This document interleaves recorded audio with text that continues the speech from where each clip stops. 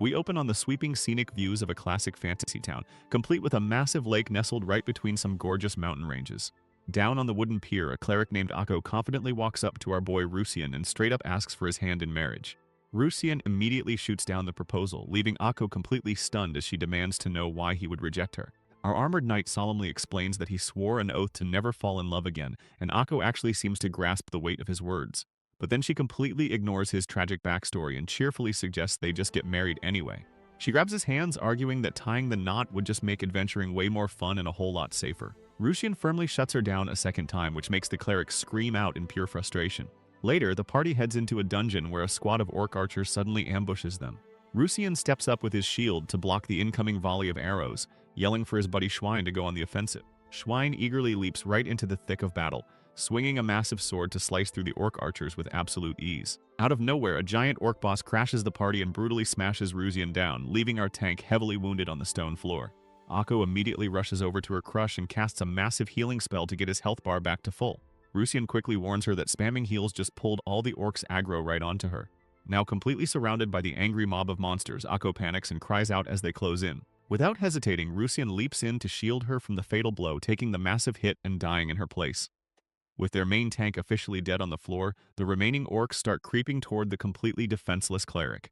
Thankfully, their guildmaster Apricot steps up to the plate, casually raising his staff to unleash an absolutely massive fire spell that completely incinerates every single orc left in the room, saving the cleric from a quick trip back to the spawn point. Schwein and Akko are blown away by the raw power, though Apricot casually admits he just popped a premium magic booster item. He still sighs over losing a party member because he wasn't fast enough, gesturing at Rusian's lifeless body.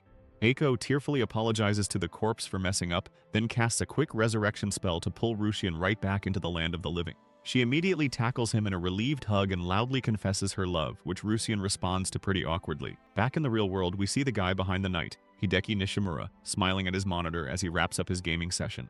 At schools the next day, Hideki proudly brags to his buddies that he finally got married in his game, but they just mock him for being a total nerd and tell him to touch grass. Hideki doesn't care though, passionately defending his otaku lifestyle and rambling about his favorite anime tropes right in the middle of class. His loud ranting catches the attention of Akane Sagawa, a popular girl in class who openly calls his nerdy hobbies absolutely disgusting. Akane storms off in pure disgust, leaving Hideki's friends to awkwardly pat him on the back. Their homeroom teacher suddenly walks in, telling everyone to head down to the gym for a morning assembly. While strolling down the hallway, Hideki and his crew start gossiping about some poor guy who just got brutally rejected after confessing his feelings. His friends mention that Akane is pretty cute, but Hideki loudly complains that she's just a straight-up mean person. Hideki then accidentally bumps into a quiet, long-haired girl who totally panics and sprints away before he can even figure out what just happened. Down in the gym, the wealthy student council president, Go Shuin, takes the podium to thank the student body for attending the assembly. Later that afternoon, our boy arrives back home, fires up his rig, and slips on his headphones for another gaming session. Hideki quickly logs his armored knight character Rusian back into the wildly popular MMORPG Legendary Age.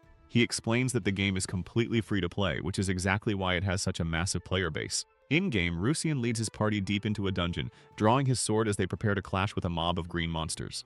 Akko is still gushing about her marriage proposal, while Schwein and Apricot relentlessly tease Rusian for finally caving in.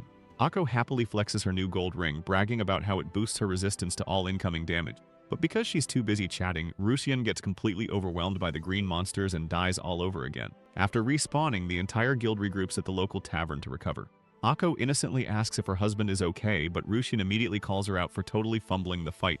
He points out that she missed her heals, accidentally buffed the monsters, and got lost just because she wouldn't stop typing. Rusian sighs and forgives her anyway, prompting Akko to happily hug his arm and praise his endless kindness. Schwein just yawns, reminding Rusian that soaking up damage is literally his only job as a tank. The two guys start bickering over whose fault the wipe actually was, while Apricot sits quietly between them. Apricot randomly boasts about his massive stash of premium buffing items, making both Rusian and Schwein sweat nervously. They both complain that Apricot is just a filthy pay-to-win player throwing real cash at the game.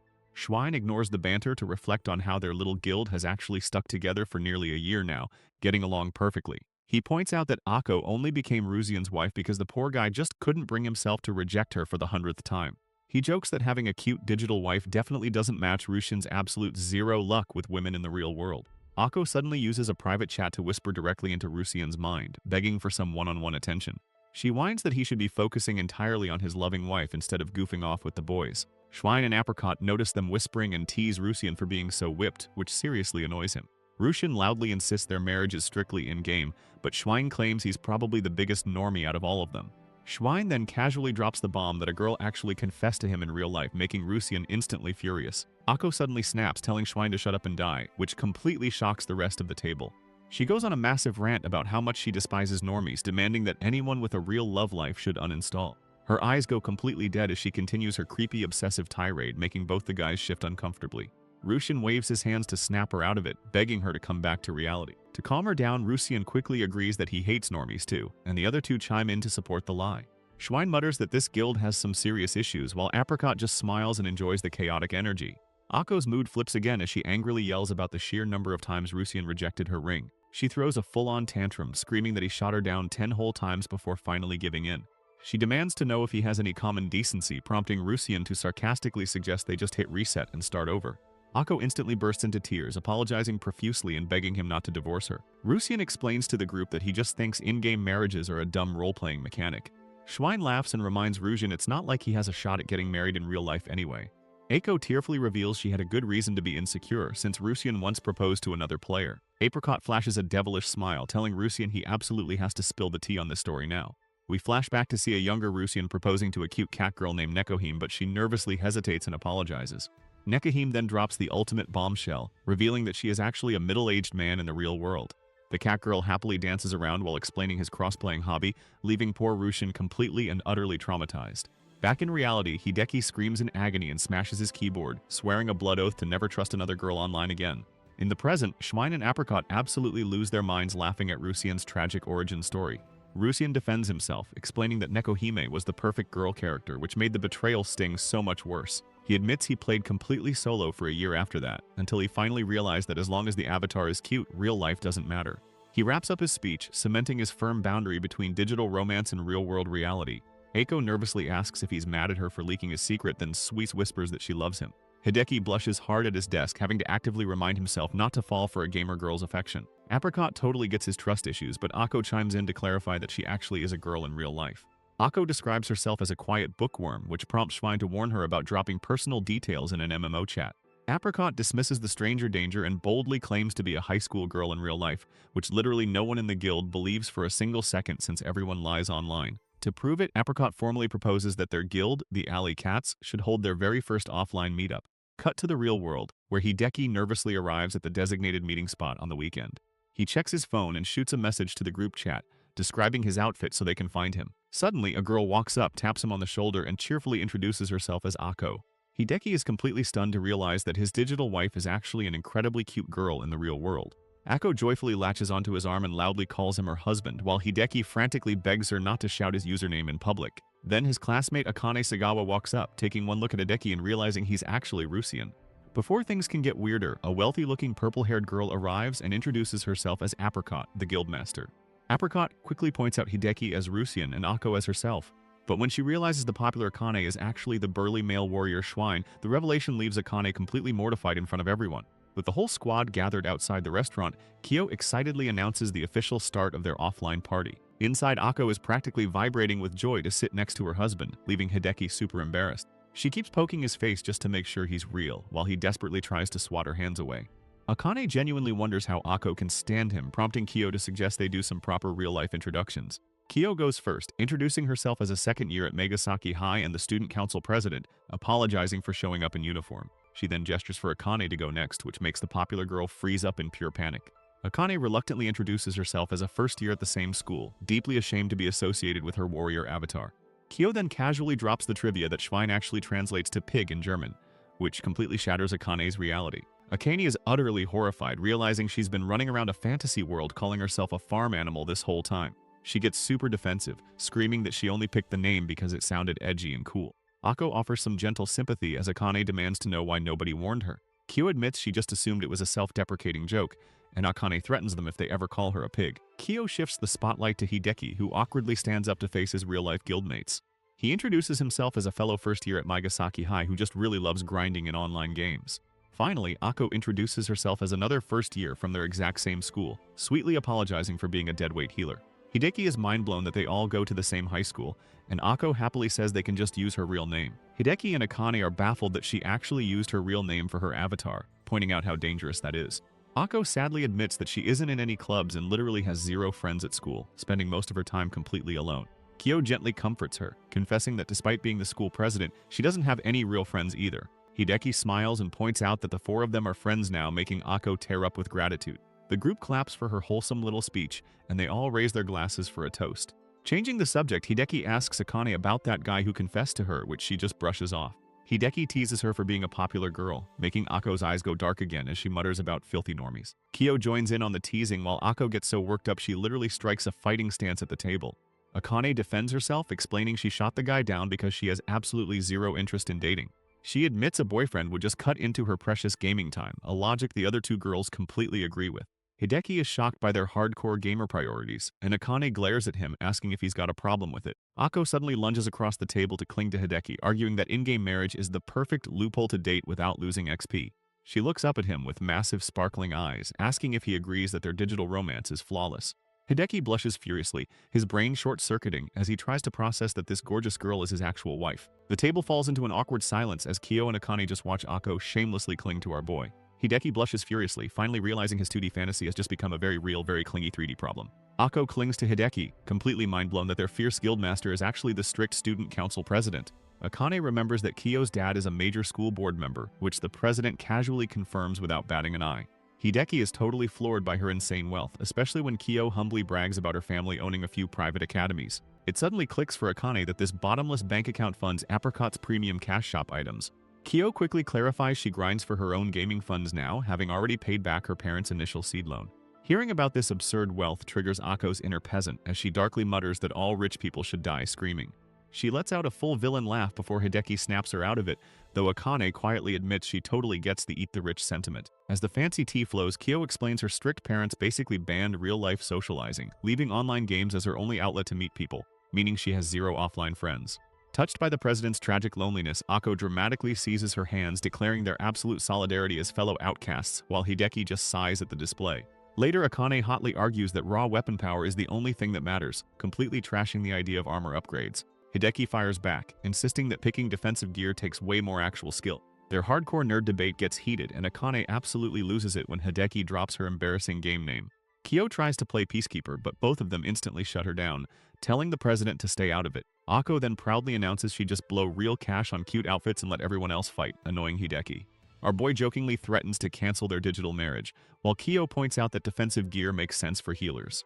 Ako tries to blame Hideki for pulling too much aggro, but when he calls out her terrible healing skills, she just screams in pure denial. The rest of the table just sits there in incredibly awkward silence while their healer continues to plug her ears and shriek. Once they finally step outside, Hideki apologizes for the chaos, admitting he fully expected his entire guild to be a bunch of dudes in real life. Akane immediately roasts him for the absolutely stupid look he had on his face earlier. Hideki confesses he always kept the digital world separate, but he's honestly thrilled his guildmates turned out to be so cool in reality. After Kyo admits she thought he'd be a total creep, Akane violently grabs his collar, warning him to never act buddy-buddy at school. She then lets him go with a terrifyingly sweet smile, leaving our boy completely flustered and blushing up a storm. Ako instantly tackles Hideki from behind in a fit of jealousy, forcing Akane to promise she has zero interest in stealing her digital husband. The chaotic group finally splits up at sunset, leaving the married couple to walk the rest of the way home. Strolling down the street, Hideki casually drops the bomb that he totally thought Ako was an older man. Ako immediately asks why he agreed to marry her then, making Hideki blush as he admits gender didn't matter. This completely shocks her, so he frantically backpedals, explaining he just fell for her fun in-game persona regardless of reality. It suddenly dawns on Ako that Hideki genuinely liked her for her true self, ignoring age or looks. When our boy awkwardly confirms it, Ako gets super emotional, tearing up with absolute joy. She passionately grabs his hands to confess her real love, sending Hideki into full panic mode as he tries to rebuild the wall between game and reality. Later that night, our boy retreats to the safety of his bedroom, booting up the game. Back in his heavy armor, Rusian bravely tanks a horde of aggressive plant monsters with his trusty sword and shield. The girls quickly group up with him after the fight, and Hideki is relieved to see their party dynamic hasn't changed. Schwein and Apricot tease Ako about her incredibly slow healing skills, but quickly reassure her they don't actually mind. Hideki playfully teases Ako about the brutal death penalties, but instantly apologizes when she starts crying, while the others just laugh. Apricot then announces she has to log off for real-world student council prep, playfully demanding they address her as master in the hallways. Schwein loudly rejects the idea, and Hideki mocks her for breaking character before their leader vanishes. Ako also calls it a night, casually mentioning she's about to hop in the bath, which sends our boy's imagination into overdrive. Left alone with him, Schwein teases his dirty thoughts but completely loses her temper and violently shakes him when he insults her tough guy persona. Before she finally logs out, she issues a dark threat, warning Hideki that he'll pay dearly if he ever talks to her in class. She also orders him to keep his distance from Akko to avoid sparking nasty rumors before popping out of existence. The next morning, Akane nervously forces out a greeting, but instantly snaps into hostile mode when Hideki replies, fiercely guarding her popular status. When a classmate notices them talking, Akane defensively trashes Hideki to keep up appearances, leaving him to just apologize. Hideki's buddies start mercilessly roasting him for being obsessed with an online wife, but he proudly defends her, claiming she's gorgeous. Right on cue, Akko suddenly appears at the classroom door and loudly shouts his gamer tag for everyone to hear. Hideki desperately tries to play dumb, while Akane watches her social life flash before her eyes from across the room. Akko happily latches onto his arm, repeating his game name over and over, completely blind to his soul-crushing panic. Driven mad by embarrassment, Hideki screams at her to stop, but she only makes it worse by crying about what they did last night. With the entire class staring in stunned silence, our boy scrambles to explain the misunderstanding while his friends demand juicy details. Despite his desperate attempts to shut her up, Akko proudly announces to everyone that they are officially married, leaving Hideki screaming into the void. Unable to take the cringe anymore, Akane storms over and demands they take this toxic otaku conversation out into the hallway. Akko cheerfully agrees, casually dropping Hideki's gamertag again to completely mortify Akane. Once outside, Akane frantically tries to explain the concept of secret identities, but Akko just keeps using their fantasy names. Realizing her mistake, Akko decides to loudly shout Schwein's full title instead, causing Akane to literally scream in pure horror. Hideki tries to defuse the situation but accidentally calls Akane by her pig-themed game name too. When Akane's trendy friend Nanako walks by, the panicked gamer fiercely denies knowing them and drags everyone away. Safely hidden in the stairwell, Akko innocently asks if she messed up, and a furious Akane confirms she ruined everything.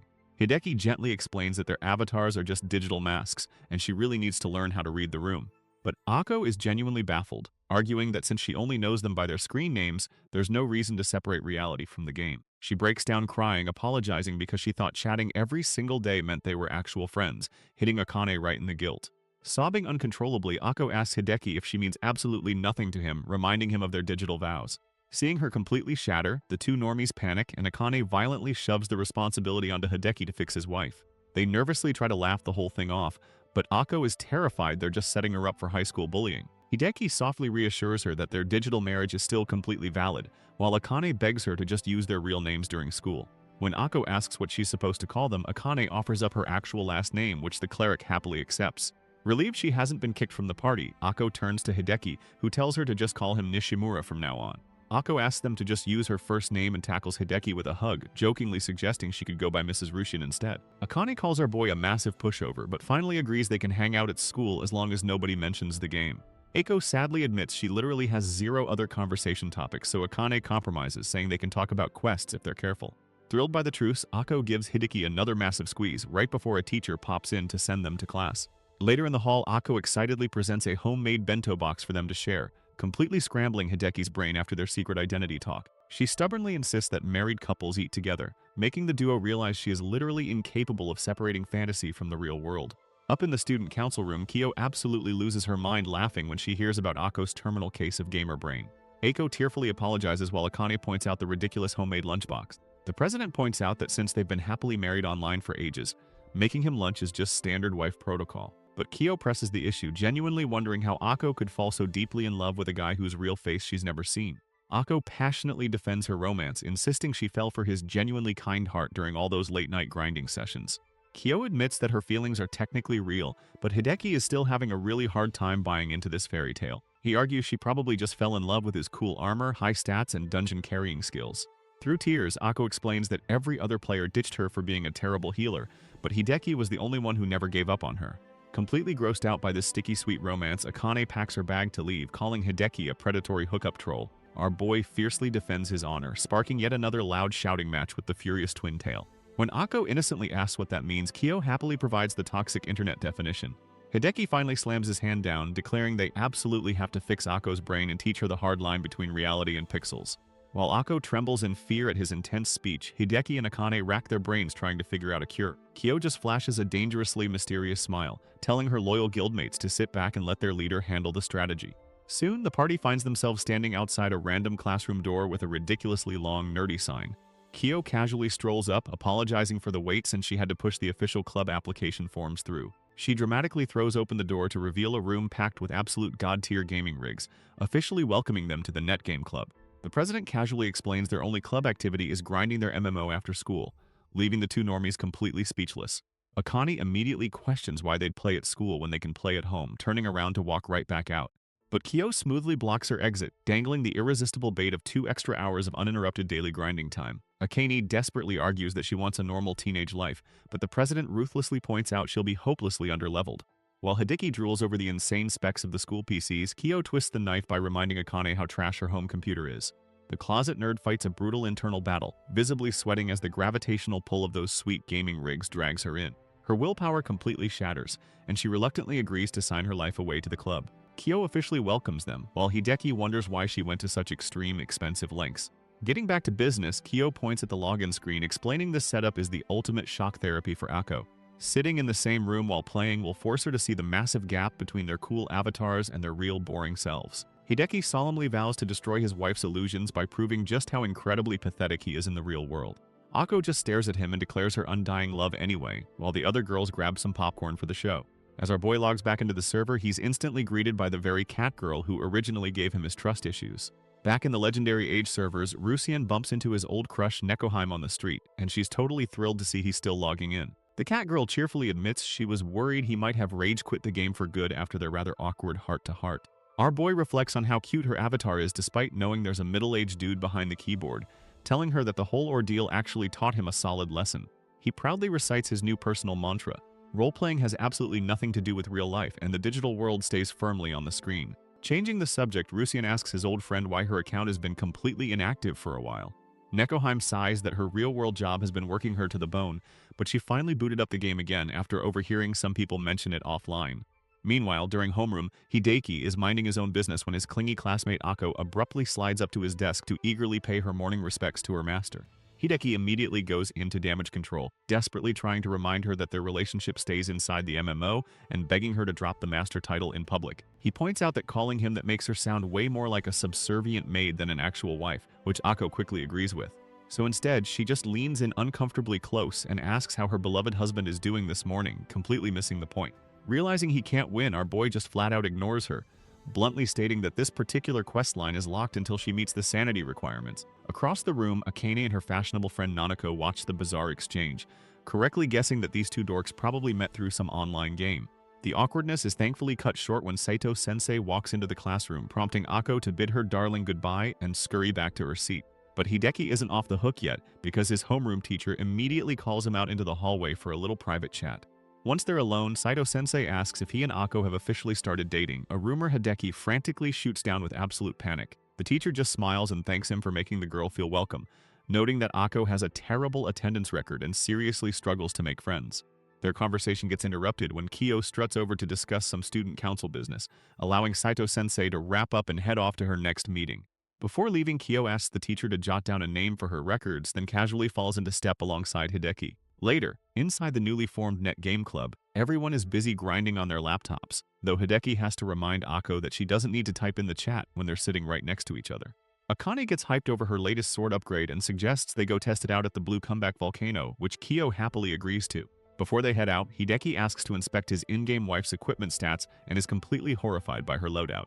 He can't believe she's wearing water resistance robes to a literal volcano, but Ako stubbornly insists she's keeping them on simply because Rusian gifted them to her. Hideki argues she's going to need fire resistance to survive, but Ako cares more about her cute aesthetic, while Akane aggressively roasts her pink sparkly wand.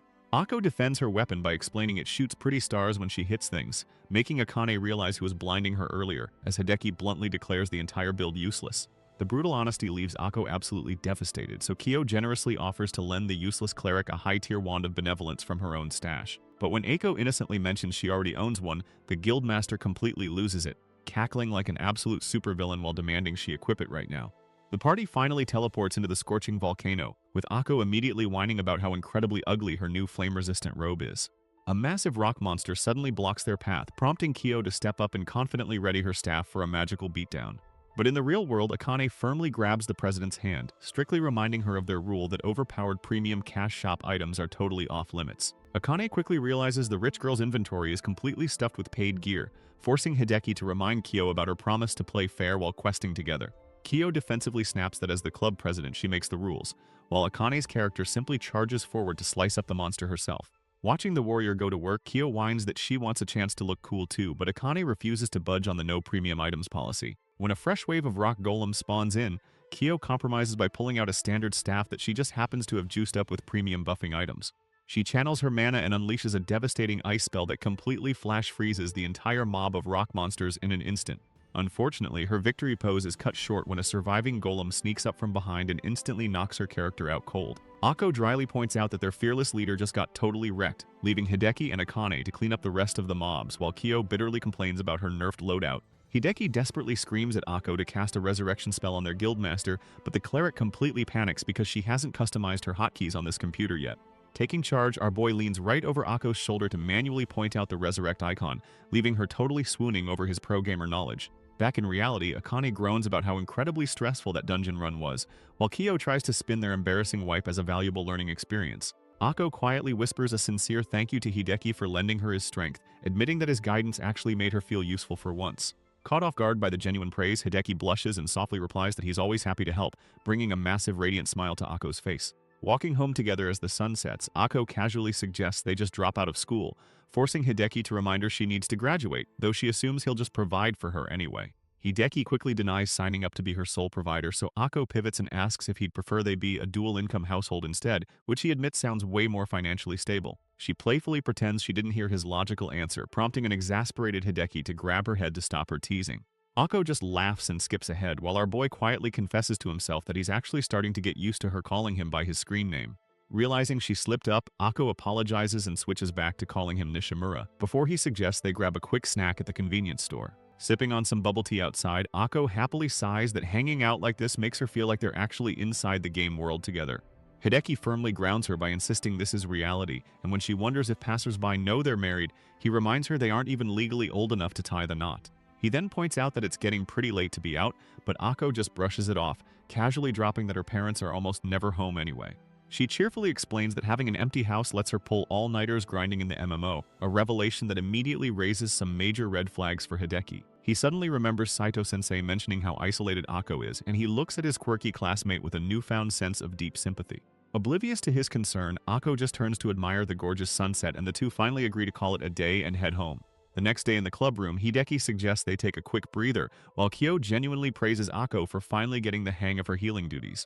Akane suddenly excuses herself to step outside, getting incredibly defensive and flustered when Hideki simply asks if she's making a bathroom run. Back in the digital world, Akane's avatar Schwein drops in wearing a ridiculous bear suit, and Rusian immediately begs for her help clearing out some stone golems. Schwein effortlessly obliterates the monsters using a massive, fully upgraded leak weapon, which Apricot smugly reveals she maxed out for her, much to the warrior's intense annoyance. In the real world, Kyo decides to wrap up their session, and while Hideki commends Akko's progress, Akane loudly complains that this entire club is a massive waste of time. The twin-tailed gamer argues that they formed the group to help Akko separate fantasy from reality, but playing together in person is just blurring the lines even more. Akko fiercely defends their fun little setup, but Kyo admits Akane has a valid point, ominously revealing that their cozy club is actually facing a major existential threat. The president explains that because they still don't have an official faculty advisor, the school board is going to disband the netgame club, but she vows to fix Akko before that happens. Later that night, Rusian tracks down Nekohime in the game's tavern, desperately asking his old friend for some relationship advice regarding his delusional wife. The cat girl listens to his concerns and warns him that if Akko's fragile grip on reality isn't handled carefully, she's going to suffer a seriously devastating emotional crash. But Nekohime warmly encourages Rusian to trust his own judgment, happily promising to always lend an ear whenever he needs some mature guidance. The following afternoon at school, Hideki pulls Akko aside in the clubroom, asking her to sit down so they can set some firm boundaries before their club gets shut down. He gently tries to explain that their digital marriage doesn't carry over into the real world, suggesting they just act like completely normal classmates while on school grounds. Hideki even warns her about the dangers of trusting people she's never met IRL, which immediately makes Akko suspicious about who exactly is feeding him these lectures. She leans in uncomfortably close, glaring daggers at him as she directly accuses her husband of secretly meeting up with another woman behind her back. Akko creepily brags that her wife's senses are tingling, and she demands to know the name of the homewrecker who changed his mind so she can go pay her some proper respects. Absolutely terrified by her sudden yandere energy, Hideki can only watch in horror as Akko snaps into a terrifying state of euphoric, jealous rage. Logging in later, Rusian tells Nekohime that his attempt to establish boundaries failed miserably, which the cat girl finds absolutely hilarious. But the laughter dies when Echo's clerics suddenly materializes right behind them with a murderous aura, darkly asking if her husband prefers the cute little noises this cat makes. Rusian frantically tries to explain that Nekoheim is just the older guy he confessed to ages ago, but that only fuels Akko's psychotic jealousy even further. The unhinged cleric vows to ruthlessly hunt Nekoheim down for breaking her darling's heart, forcing Rusian to strictly forbid her from ever harassing the innocent player. Realizing she's not getting her way, Eiko coldly states she has other business to attend to and abruptly logs off, leaving Rusian shouting her name into the void. The next morning, Saito-sensei pulls Hideki aside to ask if he knows where Akko is, since the girl hasn't bothered to show up for class at all. Worried, Hideki, Akane, and Kaio rush to the club room and immediately boot up the game, easily finding Akko's character loitering in the digital tavern. When they confront her about skipping school, Akko casually brushes them off, claiming she's just prepping for a very important offline meeting. She drops the bombshell that she's actually heading out to meet up with a random player she's been chatting with online despite having never seen their face. Hideki nervously asks if this new friend is at least a girl, but Akko cheerfully confirms that the player explicitly told her he's a dude. The entire guild completely panics, warning her that meeting strange men from the internet is incredibly dangerous, but Akko naively insists she'll be fine since Rusian is with her in spirit. She then ruthlessly uses Hideki's own logic against him, demanding to know why he cares what she does in reality if he's only her husband in a video game, before vanishing offline. Before disconnecting, she challenges Rusian to stop her, but our boy stubbornly sticks to his guns and reluctantly tells her to just do whatever she wants. Back in the club room, Hideki desperately tries to cope, trying to convince Akane and Kyo that this is actually a massive win because Akko finally accepted the boundary between fantasy and reality. But later, while grabbing a coffee from the vending machine, he finds himself completely haunted by Akko's parting words and his own cowardly response. His brooding is interrupted when Akane and Kyo sprint down the hallway, frantically revealing that Akko's sketchy offline meetup is scheduled for 6 o'clock at the local train station. Hideki hesitates, stubbornly claiming he has absolutely no right to interfere with her real life, which makes Akane furiously demand to know if he still considers Akko his wife. When our boy tries to argue that she's only his wife on a server and just a friend IRL, Akane completely loses her temper and calls him a stubborn idiot with donkey brains. She aggressively corners him against the lockers, forcing him to finally admit he has feelings for Akko, and screams that he can't just let the girl he likes walk straight into danger. Kyo chimes in with some hard truth, pointing out that while Akko foolishly treats the game like reality, Hideki is making the exact same mistake by pretending the two worlds aren't connected at all. The president explains that Akko's affection is genuine because she sees the real Hideki inside Rusian, but he stubbornly insists they're completely missing the bigger picture. Dropping all his defenses, Hideki passionately confesses that after spending time with the real Akko, he's legitimately fallen in love with the girl behind the screen, and he's absolutely terrified of her getting hurt. Hearing his honest feelings, Akane and Kyo break into proud smiles, and the twin-tailed warrior orders him to stop wasting time and go save his girl. The two girls watch him sprint out of the school, highly amused by the fact that both Hideki and Akko are complete and utter emotional train wrecks. With the clock ticking dangerously close to 6, Hideki runs across town like an absolute madman, finally bursting into the station plaza and screaming Akko's name. He marches right up to her and boldly declares that as her actual husband, he absolutely forbids her from meeting up with other men, a cheesy line that instantly melts Akko's heart. But the romantic reunion is completely derailed when Saito-sensei suddenly walks up, and Akko happily introduces their homeroom teacher as the real-world player behind Nekohime. Hideki's brain completely short-circuits since Nekohime explicitly claimed to be a middle-aged man, but Akko explains that the teacher is the one who showed up to their blind date. Blushing furiously, Saito-sensei sheepishly admits that she is indeed the famous cat girl, leaving both of her students standing there in absolute jaw-dropping shock. Hideki flashes back to all his intimate in-game moments with the avatar, suddenly slammed with the horrifying realization that his first online crush was actually a woman the entire time. He is completely mortified by the fact that he essentially proposed to his own teacher, while Saito-sensei frantically apologizes for cross-playing as a dude to avoid creepy gamer guys. But Akko isn't feeling forgiving, flying into a jealous rage at the teacher for toying with her beloved Rusian's fragile heart, loudly branding her a wicked old crone. The unhinged cleric literally pulls a magical wand out of her backpack to physically assault their teacher, forcing Hideki to dive in front of the woman to take the hit. But Saito-sensei doesn't need protecting, flawlessly dodging the attack before grabbing Akko and slamming her onto the concrete with a brutal professional wrestling takedown.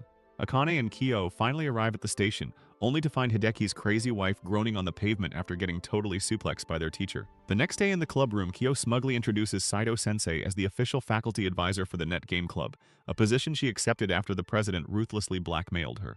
With their club officially saved from the chopping block, Akane and Hideki breathe a massive sigh of relief that they won't be disbanded after all. Hideki takes a moment to scold Akko for her reckless stunt at the station, though she just grumbles that at least her rival didn't actually turn out to be some creepy old dude. Accepting her fate, Saito-sensei formally agrees to oversee their little gaming group, promising to do her best to keep these dorks in line. However, the teacher lays down one strict condition. Every single member has to actually attend their classes, forcing a very reluctant Akko to finally agree to show up for school. Hideki cheers that the guild can finally get back to grinding together, which sends Akko into absolute bliss as she tightly latches onto his hand. Riding the high, she immediately asks to introduce him to her parents, and when he violently refuses, she offers to meet his folks instead, making Hideki scream that she still doesn't understand the difference between a game and reality. And as the episode wraps up, Saito-sensei gives Akko a stern lecture about the very real dangers of meeting internet strangers, while the stubborn girl just whines that it was all a big misunderstanding. A weird long-legged blue bird sprints across the screen right in front of a massive fantasy castle. Standing outside those huge walls, Hideki narrates about his past heartbreak and how he's finally looking for a fresh start. Our boy sits down in a grand hall for an official interview with a hooded guildmaster, hoping to officially join their ranks. When the master asks why he wants in, Hideki explains he's been playing solo for a while and really wants to hone his skills. The guy then asks about his real-life schedule and immediately criticizes his availability the second he finds out Hideki is just a high school student. He breaks down their insane daily grinding schedule and flat-out rejects Hideki, saying he wouldn't be a good fit. Hideki nervously tries to lighten the mood by joking about dropping out of school just to play more, but the guildmaster doesn't even crack a smile. Instead, he deadpans that a huge chunk of their members actually have quit school and their real-life jobs just to keep up with the grind. The master then asks if he knows about character reincarnation, so Hideki breaks down how the mechanic resets your level to make you stronger.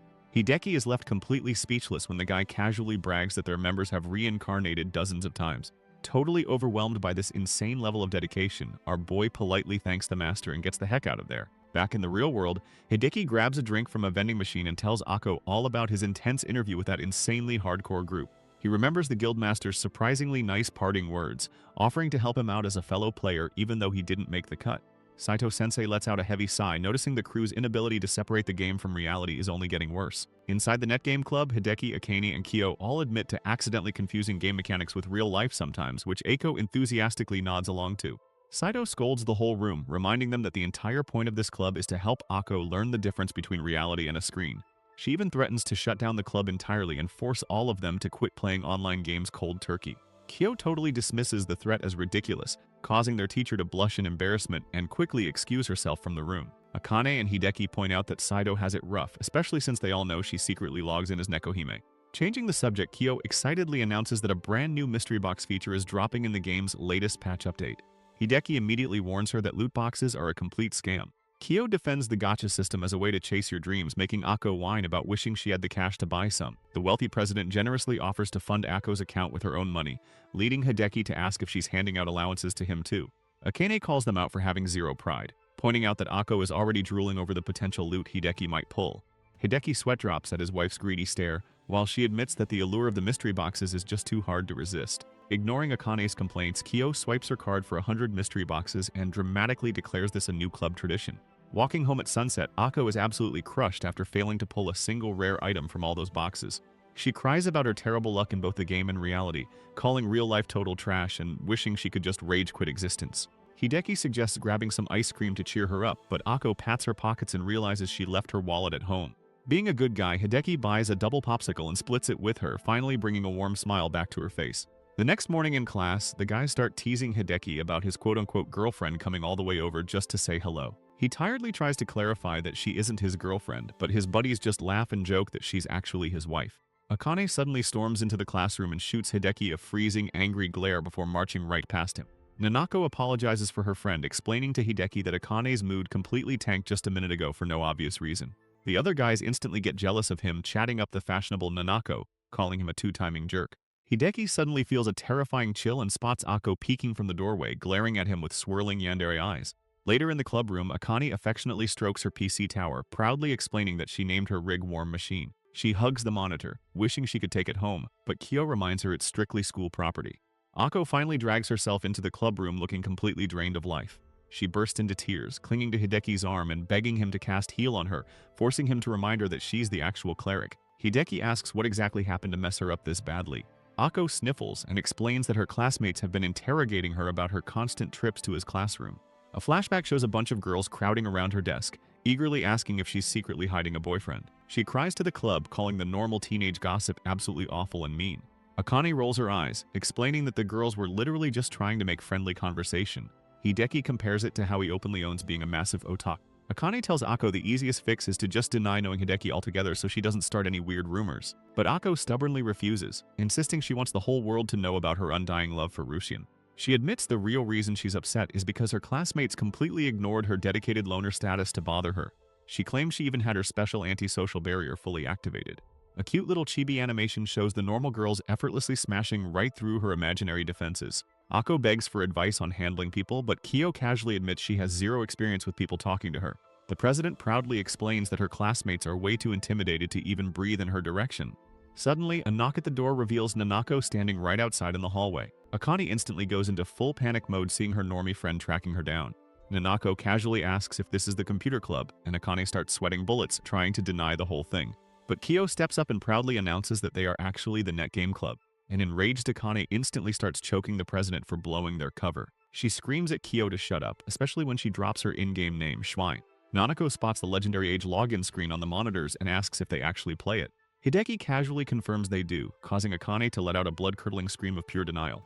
Desperate to save face, Akane tries to shove Nanako out the door, claiming she's just protecting her from the toxic nerd vibes. She pushes her friend right out into the hall, accidentally making Nanako trip over her own feet. With her secret totally busted, Akane collapses to her knees, crying that her life as a cool high school girl is officially over. Later in the game, Rusien and Akko chill inside a tavern waiting for the rest of the guild. When Akko asks where everyone is, Rusien guesses Schwein probably isn't logging on today. Akko remembers that their friend was a total wreck after getting exposed to Nanako. Bored out of his mind, Rusien groans, so Akko suggests they go on a little trip. The two of them board a massive pink airship and take a scenic flight high above the digital ocean. Standing on the deck, feeling the breeze, Rusien looks over and asks his wife if she's ready to have some real fun. Without hesitation, the armored knight and the cleric leap right off the side of the ship, diving straight into the deep blue sea. They swim through the vibrant underwater zones, taking in all the cool marine life around them. Diving even deeper, the couple explores the massive glowing ruins of an ancient underwater temple. Suddenly, an absolute unit of a whale swims by and casually swallows them whole as part of the ride. The giant beast then blasts them right out of its blowhole, launching the duo high into the sky. Next up, they visit a stunning mechanical city filled with giant turning gears, all bathed in a gorgeous sunset. Strolling through the streets, Rusien happily lists off all the awesome spots they hit up on their sightseeing tour. Akko happily calls the trip their honeymoon, and Rusien admits it definitely feels like a solid date. He tells her not to read too much into it, but she says walking together reminds her of the very first time they met. She pictures this super romanticized flashback where a handsome Rusien heroically swooped in to save her from a pack of terrifying monsters. Rusien immediately calls Cap, reminding her that she was actually just flailing around like a totally helpless noob. He remembers how it really went down, with Akko crying because she literally couldn't figure out how to log out of the game. He points out that ever since he helped her that day, she started following him absolutely everywhere. Akko sweetly claims that her trailing him across the entire map day and night was just true love blossoming from the start, but our boy firmly tells her not to try and justify blatant stalking as some kind of romantic affection. They wander into an in-game inn and spot another player couple sitting together on a bed, instantly kicking Akko's imagination into overdrive. She slyly points out that since they're officially married in the game, they have every right to act like a full-fledged couple too. She leans in and suggests they engage in some hot and heavy chat messaging right now to finally consummate their digital marriage. The cleric starts whispering a highly sensual roleplay scenario into her mic, making Rusien turn bright red and completely lose his cool. He yells at her to stop talking before he actually starts vividly picturing everything she's saying. Now walking through a spooky graveyard, Akko apologizes while Rusien warns her to keep things PG. They bump into Nekohime and Akko proudly flexes that her husband just took her out on an amazing virtual date. The cat girl tries to explain why she's hanging out in a graveyard, but they're suddenly interrupted. A massive squad of players rolls up and their leader points a giant sword right at Rusien's face. The guy aggressively accuses our boy of making Nekohime uncomfortable, forcing Rusien to put his hands up in defense. Nekohime quickly jumps in, explaining that these guys are just high-level members from her old guild she wanted to see. The elite guard dramatically drops to one knee, vowing to protect their precious catgirl princess from any and all harm. The entire guild cheers, raising their weapons high. Totally weirded out by this insane simp army, Rusien and Akko decide to just quietly back away. Nikoheim desperately reaches out to them, crying that this weird fan club has gotten completely out of hand. Walking down a forest path, Rusien jokes about Nekohime's personal white knights. Akko smiles and says he's the only knight she'll ever need, making him blush all over again. Out of nowhere, a random female player bursts from the bushes, completely covered in cute little slime monsters. Rusien instantly draws his sword and shield, charging in to save the struggling girl. After slicing up the slimes, the rescued girl catches her breath and slowly walks over to her saviors. She awkwardly struggles to type in the chat box, and Rusien realizes she's just trying to say thank you. Sitting at his desk, Hideki pulls up her profile and sees her name is Sete, confirming she's a total beginner. Back in the game, Sete slowly types out Rusian's name, making Akko instantly suspicious as she asks if this girl is his friend. He asks Sete if they've ever met before, and her avatar just flashes a warm, friendly smile. Akko glares daggers at her husband, demanding to know if he's hiding another woman, forcing him to frantically deny cheating on her. Set then asks him for help, admitting she has absolutely no idea how to actually play the game. Seeing how eager and clueless she is, Rusian decides he just can't leave a beginner to struggle all alone. Eiko pouts, asking if he's really going to mentor this random girl, but he insists she needs someone to show her the ropes. He asks Sete if she even knows the basic controls, and she just gives him a blank, confused stare. Taking charge, Rusian starts breaking things down, explaining that her class is a close-range melee fighter just like him. He walks her through the core mechanics of combat, showing her exactly how to string together attacks, guards, and counters. He patiently continues his little tutorial session, completely missing the fact that his wife is watching from the sidelines with a deeply jealous and pouty expression on her face. The next day in the real-world club room, Akane is totally fired up and ready to start grinding. She happily tells Hideki how relieved she is that Nanako promised to keep her nerdy hobby a total secret. Hideki warns her not to get too comfortable since it's only a matter of time before someone else finds out. Akane smugly brags about her flawless precautions, right before Kyo startles her by sliding the door open. Logged in as Schwein, she's super eager to hunt some monsters and make up for yesterday's missed session. Rusian agrees to tag along, but warns the reckless warrior to be careful swinging that giant sword around. Out of nowhere, Sete runs right up to the squad and tightly latches onto Rusian's arm. The newbie happily snuggles against him, leaving Apricot and Schwein completely stunned by the bold move. Meanwhile, Akko watches in absolute jaw-dropping shock as this random new girl shamelessly clings to her virtual husband right in front of her face. Schwein asks Rusian if he knows the blue-haired newbie clinging to his arm like a lifeline. Hideki explains that Seta is a complete beginner, so he just offered to give her a few pointers to help her out. Schwein confidently steps forward, offering to take over the mentoring duties herself to help the newbie out. But Seta just laughs at Schwein's name, teasing the warrior and making her totally flustered. Seta politely turns down the offer, saying she would rather stick with Rusian since he has been so nice to her. Akko watches them in stunned, silent jealousy. Later in the club room, the gang discusses playing a completely different game for the day. Akane agrees, pointing out that as the Netgame Club, they aren't forced to only play Legendary Age. When Hideki asks for requests, Akko excitedly begs for something a bit more exhilarating. Kyo boots up a first-person shooter called Ultra Force and displays it on her monitor. Akko gets nervous since she's never played an FPS before, wondering if she can actually handle it. Kyo gives her a pro tip. Just imagine that every single enemy on the screen is a normie. That completely flips a switch in Akko's brain, and she gets fired up to destroy the normies. The match loads in, showing Kyo and Akane's avatars rocking heavy military gear and massive weaponry. Akko spawns in holding a sniper rifle, and the squad poses as the announcer calls out Team Deathmatch. Akane excitedly repeats the game mode out loud, though Hideki tells her that's really not necessary. Bullets start flying, and Kyo immediately fires a bazooka, blowing up her own teammates along with the enemy. Kyo laughs maniacally at her 5 kills, ignoring Akane complaining about getting caught in the blast radius. Hideki is left completely alone and gets cornered by enemy soldiers flanking his position from all sides. Right as he's about to get gunned down, Akko spots the enemies through her sniper scope. She pulls the trigger, sending a high-powered sniper round flying all the way across the map. The bullet lands a perfect hit, instantly taking out the soldier targeting our boy. Smiling through her scope, Akko continues picking off the remaining enemies one by one to save him. Hideki is amazed, realizing his in-game wife actually has a natural talent for shooters. Back in the club room, Akko celebrates her victory, declaring she's finally found the perfect game. That night, the two of them stay up incredibly late grinding matches together. The next morning, Hideki drags himself into school with massive dark circles under his eyes. He yawns, thinking about how they stayed up all night and how easily Akko took to the game. He suddenly spots Akko peeking into his classroom, looking incredibly suspicious and on high alert. Hideki pulls her aside to ask what's going on, and she nervously whispers about hostile forces nearby. He tells her she's way too caught up in the game, but then she spots something outside. Framing her fingers like a sniper scope, Eiko locks onto a normie couple walking in the courtyard. She mutters about normie scum and wishes they were in Ultra Force, completely shocking Hideki. Suddenly, Nanako and Akane walk into the classroom, asking what they're joking about. Hideki's jaw drops as he realizes Nanako is actually Seta, the beginner player from the game.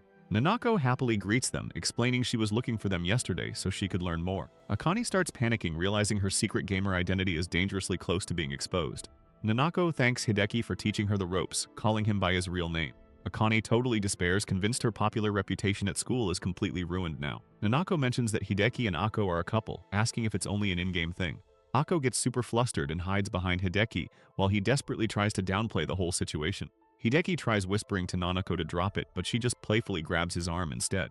Akko stares in absolute shock and pure jealousy as Nanako casually clings to her man. Hideki panics and begs Akko to calm down, but she just bursts into tears and runs out screaming.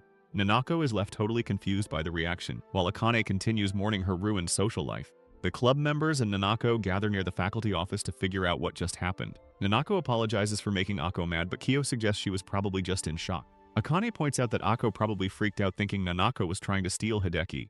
Nanako denies having any romantic interest in him, and the girls debate whether they should go check on Ako at her house. Sato-sensei steps in, suggesting they give Ako some time to process her feelings and calm down before they make their next move. Hideki and Akane look worried during class, knowing Ako is currently sitting at home feeling completely sad and isolated from the rest of the world. Later in the club room, the group tries to figure out how to contact her, but Akane notes that she refuses to answer her phone no matter how many times they try calling. Hideki logs into Legendary Age and tracks Ako's character down to a graveyard, desperately trying to explain that Nanako's actions were just a huge misunderstanding and nothing for her to worry about. Ako dramatically declares that she has given up on everything and has decided to reincarnate, completely unable to bear a life without him by her side. She explains her plan to delete her current character and start entirely fresh with a new popular one in Legendary Age. But things get dark when Ako reveals that forsaking her life actually means she is quitting school to live entirely inside the game. Despite Hideki's protests, Ako says he will still be her husband in her next life before teleporting away to begin her reincarnation process. Hideki slams his desk in pure frustration, realizing Ako just blocked all incoming chat and completely closed herself off. Saito points out that Ako isolating herself is actually an improvement over her past violent outbursts, proving she is growing. Akane suggests Ako just needs to blow off some steam, doubting she actually believes Nanako is trying to steal him. Hideki realizes Ako is probably just super embarrassed by her overreaction, and Saito encourages him to go guide her back. Hideki agrees to help bring Ako back, on the strict condition that he gets to handle things his own way without any interference. Walking home at sunset, Akane gives our boy some advice, noting that Ako is actually well aware of her own shortcomings as a player. She explains that while other players abandoned the cleric for being bad at the game, Hideki's constant patience and encouragement made her feel truly accepted for who she is. Akane shares that his complete acceptance of Ako's flawed character made the girl believe he was someone she could comfortably stay with forever. Blushing deeply, Akane confesses that she actually feels the exact same way about him, viewing him as someone she wants to hang out with forever. Getting flustered, she quickly clarifies she only means hanging out as gaming club members, and Hideki smiles and agrees. Akane tells Hideki to make sure he brings Ako back to them, reflecting on how their crazy group ended up stuck together. Hideki smiles and promises he's on the case. Pleased with his response, Akane confidently declares her work here is finally done. The next day, Hideki arrives right outside Ako's house. He walks right up to the front door and rings the bell. A beautiful woman who looks exactly like an older Eiko opens the door, and Hideki nervously introduces himself. The woman immediately recognizes him as her daughter's online husband, Rusian. Inside, Ako's mom serves him some tea, and they discuss how the girl rarely ever talks to her own parents. Hideki explains he came over to check on Ako since she's been skipping school. Ako's mother is visibly touched by his genuine concern for her daughter's well-being. She giggles a bit, finding Hideki's dedication to his in-game wife incredibly sweet. Mentioning she has to head off to work, the mom asks Hideki to go check on the shut-in. She even hints that he'll be the one taking care of Ako in the future, completely flustering him. With a smile, she hands our boy the master key to Ako's room. Hideki walks upstairs, takes a deep breath, and knocks on the bedroom door. Ako is shocked to hear his voice, asking why he's at her house instead of at school. He explains her mom gave him the key to check on her, which instantly upsets the girl. Hideki announces he is coming in and slides the key into the lock. He pushes the door open, only to find Ako standing there in her underwear, causing them both to freeze. Hideki immediately slams the door shut with a bright red face, while Ako casually explains she just likes feeling free in her room. He waits awkwardly in the hallway until Ako finally tells him he can enter. He opens the door again, only to find her kneeling completely naked, asking him to be gentle. Hideki slams the door shut again, screaming at her to put some clothes on while she claims she was just mentally preparing herself. He finally steps inside once she is fully dressed, immediately noticing a mini fridge in the corner. Ako explains she has enough provisions to survive for a week, prompting Hideki to ask about the restroom. She jokes that she just uses plastic bottles, absolutely horrifying Hideki, who is currently drinking her tea. He starts panicking, thinking he's drinking pee, but Ako just laughs and admits she was totally messing with him. Hideki yells in pure frustration as Ako assures him she uses the normal bathroom just like everyone else. Ako asks why he really came over, guessing he just wants to drag her back to school. But Hideki surprises her, saying they're just going to have some fun today instead. He sits down and starts teaching Eiko the basic rules of playing a cleric, walking her through skill combos. He continues his intense lecture on gameplay mechanics while Ako tries to follow along on her screen. Ako admits she doesn't understand half of it, but Hideki tells her she has to learn if she wants to reincarnate. He pushes her to keep practicing, reminding her that making progress requires actual effort. Ako whines that he's asking way too much of her, but he promises to stick by her side until she masters it. Guiding her through a battle, Hideki points out that her rapid button mashing is completely breaking her combos. He carefully explains how to properly chain skills and manage her cooldowns to get better results. She tries again, but Hideki quickly corrects her when she mixes up the skill rotation. Ako feels totally overwhelmed, but he encourages her to push past her limits. Monitoring her timing, he advises her to slow down and stop rushing the inputs. Ako finally nails the combo perfectly, right as Hideki notices Akane and Kyo logging online. Realizing it's time for the club meeting, Hideki asks to borrow a cable so he can log in too. He plugs in the cable and boots up Legendary Age on the laptop he borrowed from Kyo. Inside the game, Akane angrily demands to know why the two of them skipped school today. Arriving at the tavern, Hideki casually mentions they were just hanging out playing games, completely infuriating Akane. Kyo and Sato warn them about the serious real-life consequences of cutting class just to game.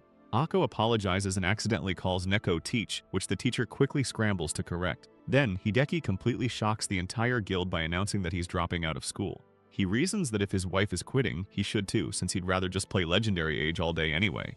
Nekoheim sarcastically wishes him luck while Ako stares at him with deep concern. Distressed by his sudden decision, Ako actually begs him not to throw his life away. Hideki ignores her, saying he's handling things his own way, prompting Ako to scream in protest. He asks why he can't quit if she's doing it, and she tearfully explains that everyone else will miss him. Ako admits how incredibly sad it would be for the club to lose him. Hideki calmly points out that the exact same logic applies to her quitting, leaving her completely stunned. Ako looks down in silence, finally realizing the emotional impact her departure would have. Back in the real-world computer lab, Akane and Kyo notice the two have suddenly gone quiet. Assuming they're busy having a moment, Saito-sensei decides it's best to just log out. The teacher praises Hideki's unique approach, suggesting they just wait for him to successfully guide her back. Back in the bedroom, Hideki tells Ako he totally understands her struggles with school and making friends. He explains that her lack of fun outside the club is what made her want to avoid school, especially once Nanako showed up. Ako is genuinely amazed, asking how he managed to figure out exactly what she was feeling. Hideki flashes a warm smile and tells her it's simply because he's her husband. When he asks if she had fun gaming today, she happily confirms she had a wonderful time. He playfully suggests they both just drop out so they can game together every single day. Hideki reflects on how he used to think the game was the only place to find his true self, before realizing he was wrong. He admits that the club and Ako proved to him that real life doesn't always have to suck. He even shares that Akane secretly wishes the whole group could stay together forever. Ako agrees that sounds nice, but sadly notes that real life is just way too difficult. Later, Ako playfully reveals she was actually naked behind the closed door earlier, causing Hideki to panic all over again. Rushin flashes back to a chat with his buddy Yuyan, who is absolutely bawling his eyes out because his in-game wife just tied the knot with another dude. Our boy tries to play the voice of reason, explaining that players usually just get hitched for the sweet stat bonuses, but his friend is completely devastated. Yuyan pours his heart out, confessing that he genuinely fell head over heels for his digital bride and is totally heartbroken that their virtual romance is officially over. Refusing to suffer alone, Yuyan drops a bomb, revealing he actually went and asked Nekohime exactly why she rejected Rusian's marriage proposal back in the day. Yuyan rattles off a laundry list of Nekohime's excuses, building up to the ultimate soul-crushing revelation that the cute cat girl is actually just some middle-aged dude playing in real life. Completely shattered by this horrifying truth, Rushin stands in solidarity with his grieving buddy, and the two officially swear off in-game marriages for the rest of their gaming lives. But despite that dramatic vow, Yuyan immediately goes right back to marrying and divorcing a bunch of other cross-playing dudes, currently celebrating his third entirely fake wedding. Back in reality, Hideki gets a rude awakening when his teacher accidentally calls him Rusian right in the middle of a class reading. She quickly corrects herself to his actual last name, but the damage is done, and the entire classroom bursts into laughter while Hideki dies inside. Later on, while sweeping the hallway, our boy quietly watches a group of his female classmates excitedly gossiping over the latest trends in a fashion magazine. Ako gets completely overwhelmed by all the intense girly fashion talk and immediately bolts down the hall, spotting Hideki and desperately clinging to his arm while crying her eyes out. Safely inside the club room, Ako dramatically rants about the magazine, calling it pure garbage that only exists to reinforce a brutal social caste system among girls. Akane casually admits that the magazine actually belongs to her, stepping up to defend her normal teenage interests to a very surprised Ako and Hideki. She breaks it down for Ako in gamer terms, explaining that these fashion magazines are basically just real-life strategy guides for high school girls. Akane keeps the gaming metaphor rolling, pointing out that real life is a server that runs 24/7, requiring constant grinding just to keep up with all the high-level players. Hopping into Legendary Age, the guild teams up to help Sete finally finish her beginner's quest so she can get her very first job advancement. Set interacts with a glowing quest orb and gets treated to a super flashy transformation sequence, magically swapping into her brand new summoner outfit. While Sete happily shows off her new class in the game, Kyo finally makes her grand entrance into the real-world club room. Kyo just laughs off the drama and comforts Ako, promising she'll ask Nanako to tone down all the real-life chatter while they're logged into the server. Russian suggests they all group up with Sete for a new quest, but Akko lets out a heavy sigh, absolutely dreading the idea of having to deal with her. Schwein tries to cheer Akko up, reminding the grumpy healer that she is sitting at a way higher level than Sete and shouldn't feel threatened. Set successfully summons her very first pet, an adorable little wolf creature, and instantly names it Mutin after her real-life dog, which makes Schwein facepalm hard. Hanging out at the in-game tavern, Apricot and Schwein give the newbie a quick lesson on how a summoner's pet is strategically used to draw enemy aggro away from the party. Schwein scolds Set for bringing up her real-world dog again, firmly telling her that it's time to fully immerse herself in the fantasy game. Fast forward a bit, and Akane is lecturing Akko for completely ignoring the strategy guide she sent, while Akko admits she just relied on Hideki to carry her. Akane angrily pulls up the disastrous in-game footage of Akko's ignorance, showing exactly how she triggered a massive trap and single-handedly wiped out the entire party. Akko sheepishly apologizes for the team wipe, but Akane warns her that being ignorant has real-life consequences too, even as Hideki tries his best to defend his virtual wife. Akko casually mentions that their final exams are creeping up, which completely blindsides Akane and Hideki, sending them into an instant panic. Over in the real world, Kyo officially announces that the club is going on a temporary hiatus and the room is strictly off-limits until finals are over. Akane demands to know how their president can be so totally chill about this, and Kyo smugly reminds them that she's a top-tier student who's already dreaming of summer vacation. Kyo drops a hint about planning a special summer event for the group, and she quickly assures a pouting Akko that they are still allowed to log into the game from home. Walking home as the sun sets, Akko complains that she has zero motivation to attend school without their club meetings, but Hideki warns her she has to show up or she'll flunk out. Akko loudly laments the cruel irony of only going to school for the gaming club, yet being completely blocked from gaming precisely because of school. Hideki promises to help her survive the dreaded exam week and physically pushes her forward down the street, though she just playfully leans all her weight back against him. Akko happily daydreams about their upcoming summer vacation, while Hideki starts sweating over the massive hurdle of actually passing their tests first. Our boy asks if she's actually prepared for the tests, and she totally dodges the question by cheerfully claiming her ultimate dream is just to be a stay-at-home wife. Hideki presses her about her midterm grades, and her painfully guilty silence confirms she failed absolutely every single one of them, leaving him completely stunned. Back at his house, Hideki stresses out that Akko will get dragged into summer school, which would completely ruin his secret master plan to confess his love to her. His little sister Mizuki suddenly pops in to ask for some help with her own homework, which sparks a brilliant idea in Hideki's mind for how to save Akko. Logging in that night, Rushin and the rest of the guild lock in a strict study plan, completely ignoring Akko's desperate cries for mercy. Rushin gives the signal, and Schwein and Apricot mercilessly drag a sobbing Akko upstairs to hit the books. Rusian kicks off the boot camp by quizzing her on Japanese history, and miraculously, she actually manages to spit out the correct answer.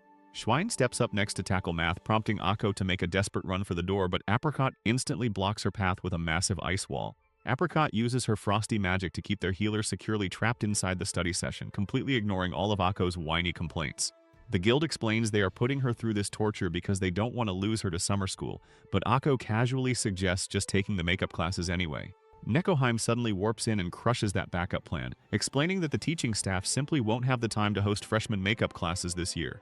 Akko tries to loophole her way out by claiming this counts as a makeup class since Nekoheim is a real teacher, but the cat girl playfully shoots that down. Sete gets a little confused about the whole teacher reveal, but Rusian quickly steers the conversation right back to their grueling study session. Akko whines about having to read complicated sentences, but Nekoheim goes into full educator mode, insisting that essay writing is an absolute must for passing. Akko lets out a blood-curdling scream of pure despair as reality sets in, smoothly transitioning straight into the actual final exams.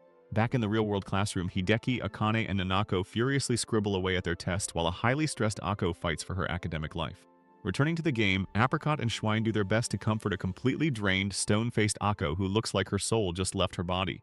Thankfully, Nekohima arrives bearing the greatest news ever, officially announcing that Akko managed to pass all of her exams and is safe from makeup classes. Akko weakly throws her hands up in celebration and immediately tries to go grind some mobs, but Rushin firmly tells her she needs to log off and sleep.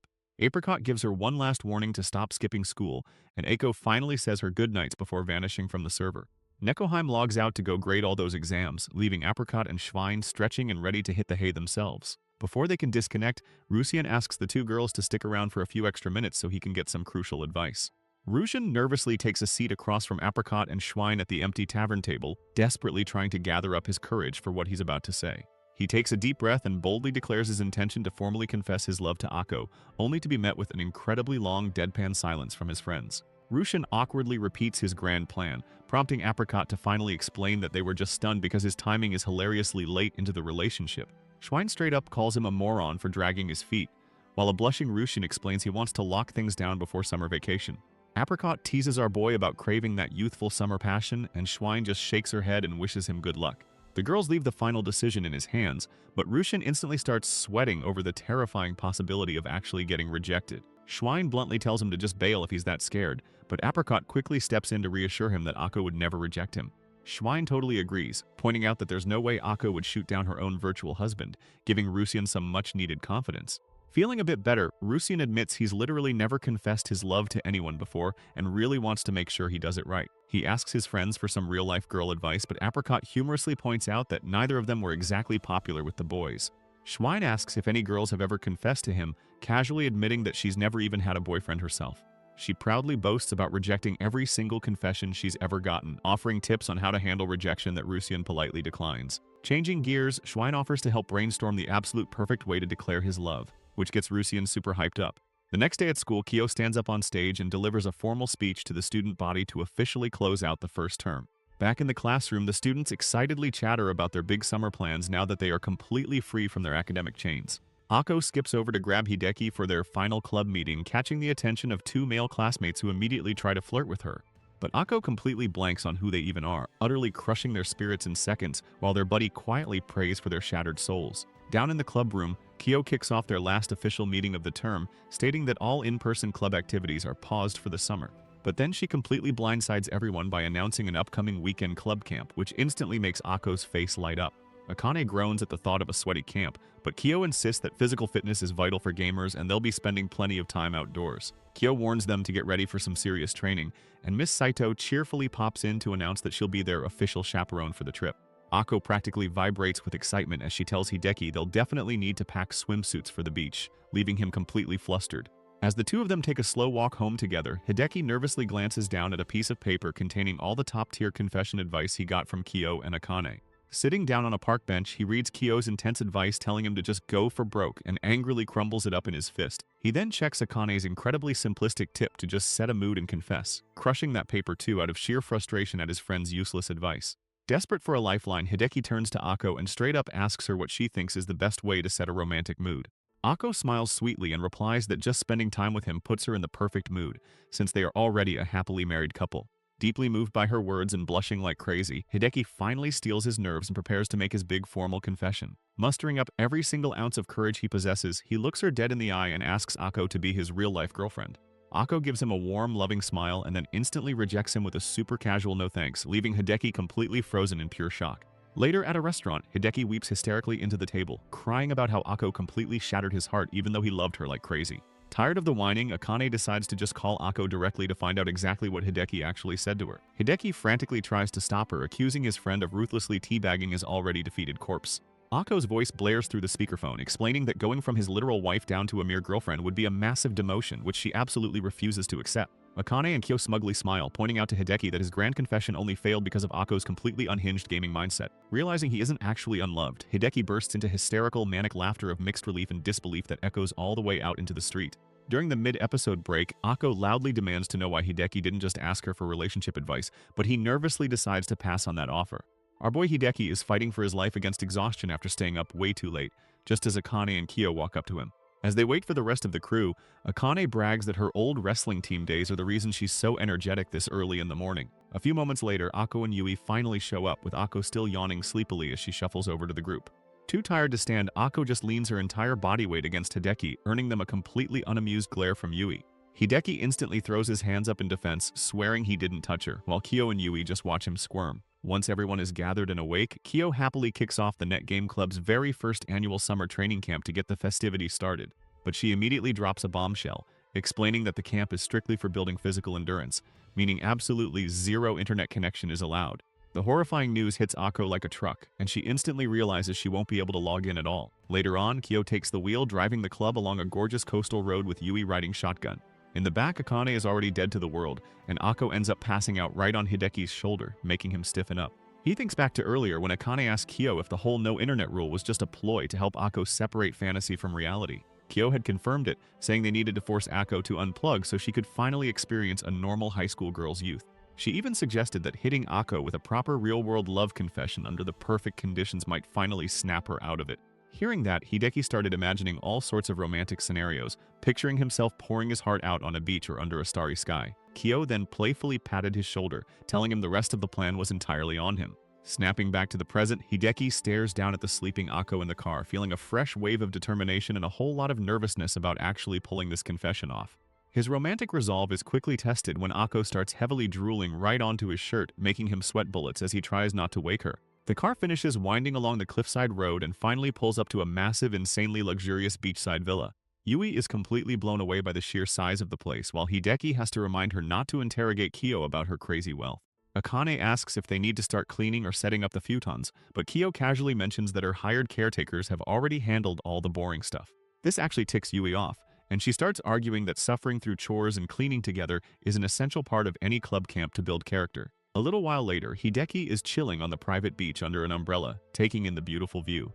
His peace is interrupted when Akko suddenly jogs up to him wearing a super cute pink swimsuit, catching him totally off guard. Noticing his wide eyes, Akko looks down and innocently asks if she got a stain on it or something. Hideki nervously stammers out a denial and asks where the others are, but Akko just smiles and says she came out early so he wouldn't be lonely. Gathering his courage, Hideki tells her she looks amazing in the swimsuit, which immediately makes her blush bright red. She shyly admits she was feeling pretty self-conscious about wearing something so revealing. She thanks him for the compliment, and the two of them share a super sweet, romantic moment alone on the sand. That moment is ruined when Akane struts over in a blue sailor-style suit, loudly teasing Akko for sneaking out first. Kyo isn't far behind, rocking a revealing black bikini and complaining that Akko totally ruined her plan for a dramatic group entrance. Hideki is absolutely stunned by Kyo's bold look, but the attention shifts when Akane asks Akko if she remembered to put on any sunblock. Akane warns her that she's going to get a horrific sunburn if she doesn't lather up, which properly terrifies the poor girl. Taking matters into her own hands, Akane aggressively slathers sunscreen all over Akko's back while she squeals and thrashes in protest.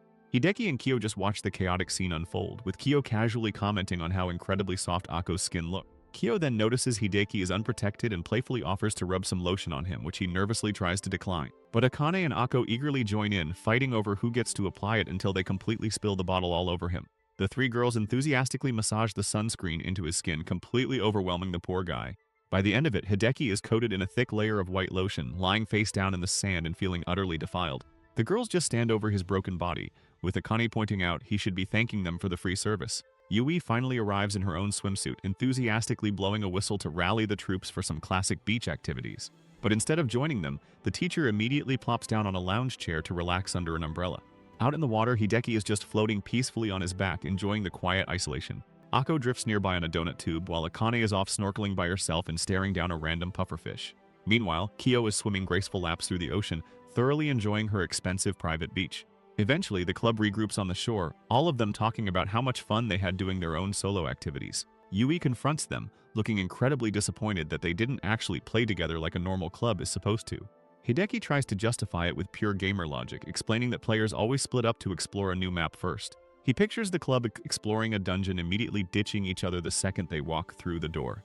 Akane goes off to test out solo grinding, Kyo hunts for rare drops, and Hideki and Akko accidentally find the graveyard. He proudly explains that after they cover the whole map individually, they regroup to compare notes and optimize their productivity. Yui is completely baffled by this mindset, while Hideki sighs and admits that being here just makes him want to log into Legendary Age. Kyo quickly reminds him that the internet is banned, while Akane and Akko complain that they're already bored of the water and want to nap. This is the last straw for Yui, who starts lecturing them about wasting this incredible summer camp by acting like lazy shut-ins. She passionately begs them to give real life their all, but Hideki just shrugs and says gamers usually drop a game and move on if they don't like it. Furious, Yui screams that there's no moving on from reality, ordering them to get into gear and start having real fun.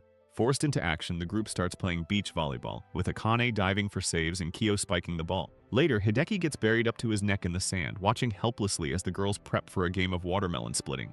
They blindfold him and hand him a bat, but instead of normal directions, the girls start shouting out confusing cheat codes to guide him. Against all odds, Hideki actually manages to smash the watermelon, and the club celebrates their first successful group activity. They even work together to build a massive, incredibly detailed sand sculpture of a warrior with a giant sword. As the sun sets beautifully over the ocean, Hideki unwinds in the hot bath, reflecting on a surprisingly fun day of youthful energy. He resolves to finally tell Akko how he really feels tonight, right as he hears footsteps approaching the bathhouse door. Akko suddenly slides the door open wearing nothing but a towel, but instantly panics and bolts when she realizes he's completely naked. She screams at the top of her lungs from the hallway, leaving Hideki standing frozen in the water, absolutely mortified that she just saw everything. Once everyone is dressed and recovered from the awkwardness, Kyo enthusiastically announces that the evening barbecue is officially starting. But Akko looks at the table and asks why none of the ingredients are actually prepped, causing Kyo to sweat nervously. Realizing their rich president has no idea how to cook, Akko sighs and offers to handle all the food prep herself. Akane eagerly steps up to help, but Akko gently turns her down, leaving the tomboy sulking in the corner. Thanks to Akko, the group gets to enjoy an amazing feast of grilled meats and seafood. After eating, Hideki and Akko sit together on the beach steps under the full moon, with him praising how she totally saved dinner. Down by the water, Akane is sprinting around waving a sparkler, pretending she's using a high-level broadsword skill. Yui has to literally tackle the girl to stop her from blinding someone, spinning her around until they both wipe out in the sand. Hideki and Akko laugh at the chaotic display, completely unaware that Kyo is hiding in the bushes, preparing her ultimate wingman move.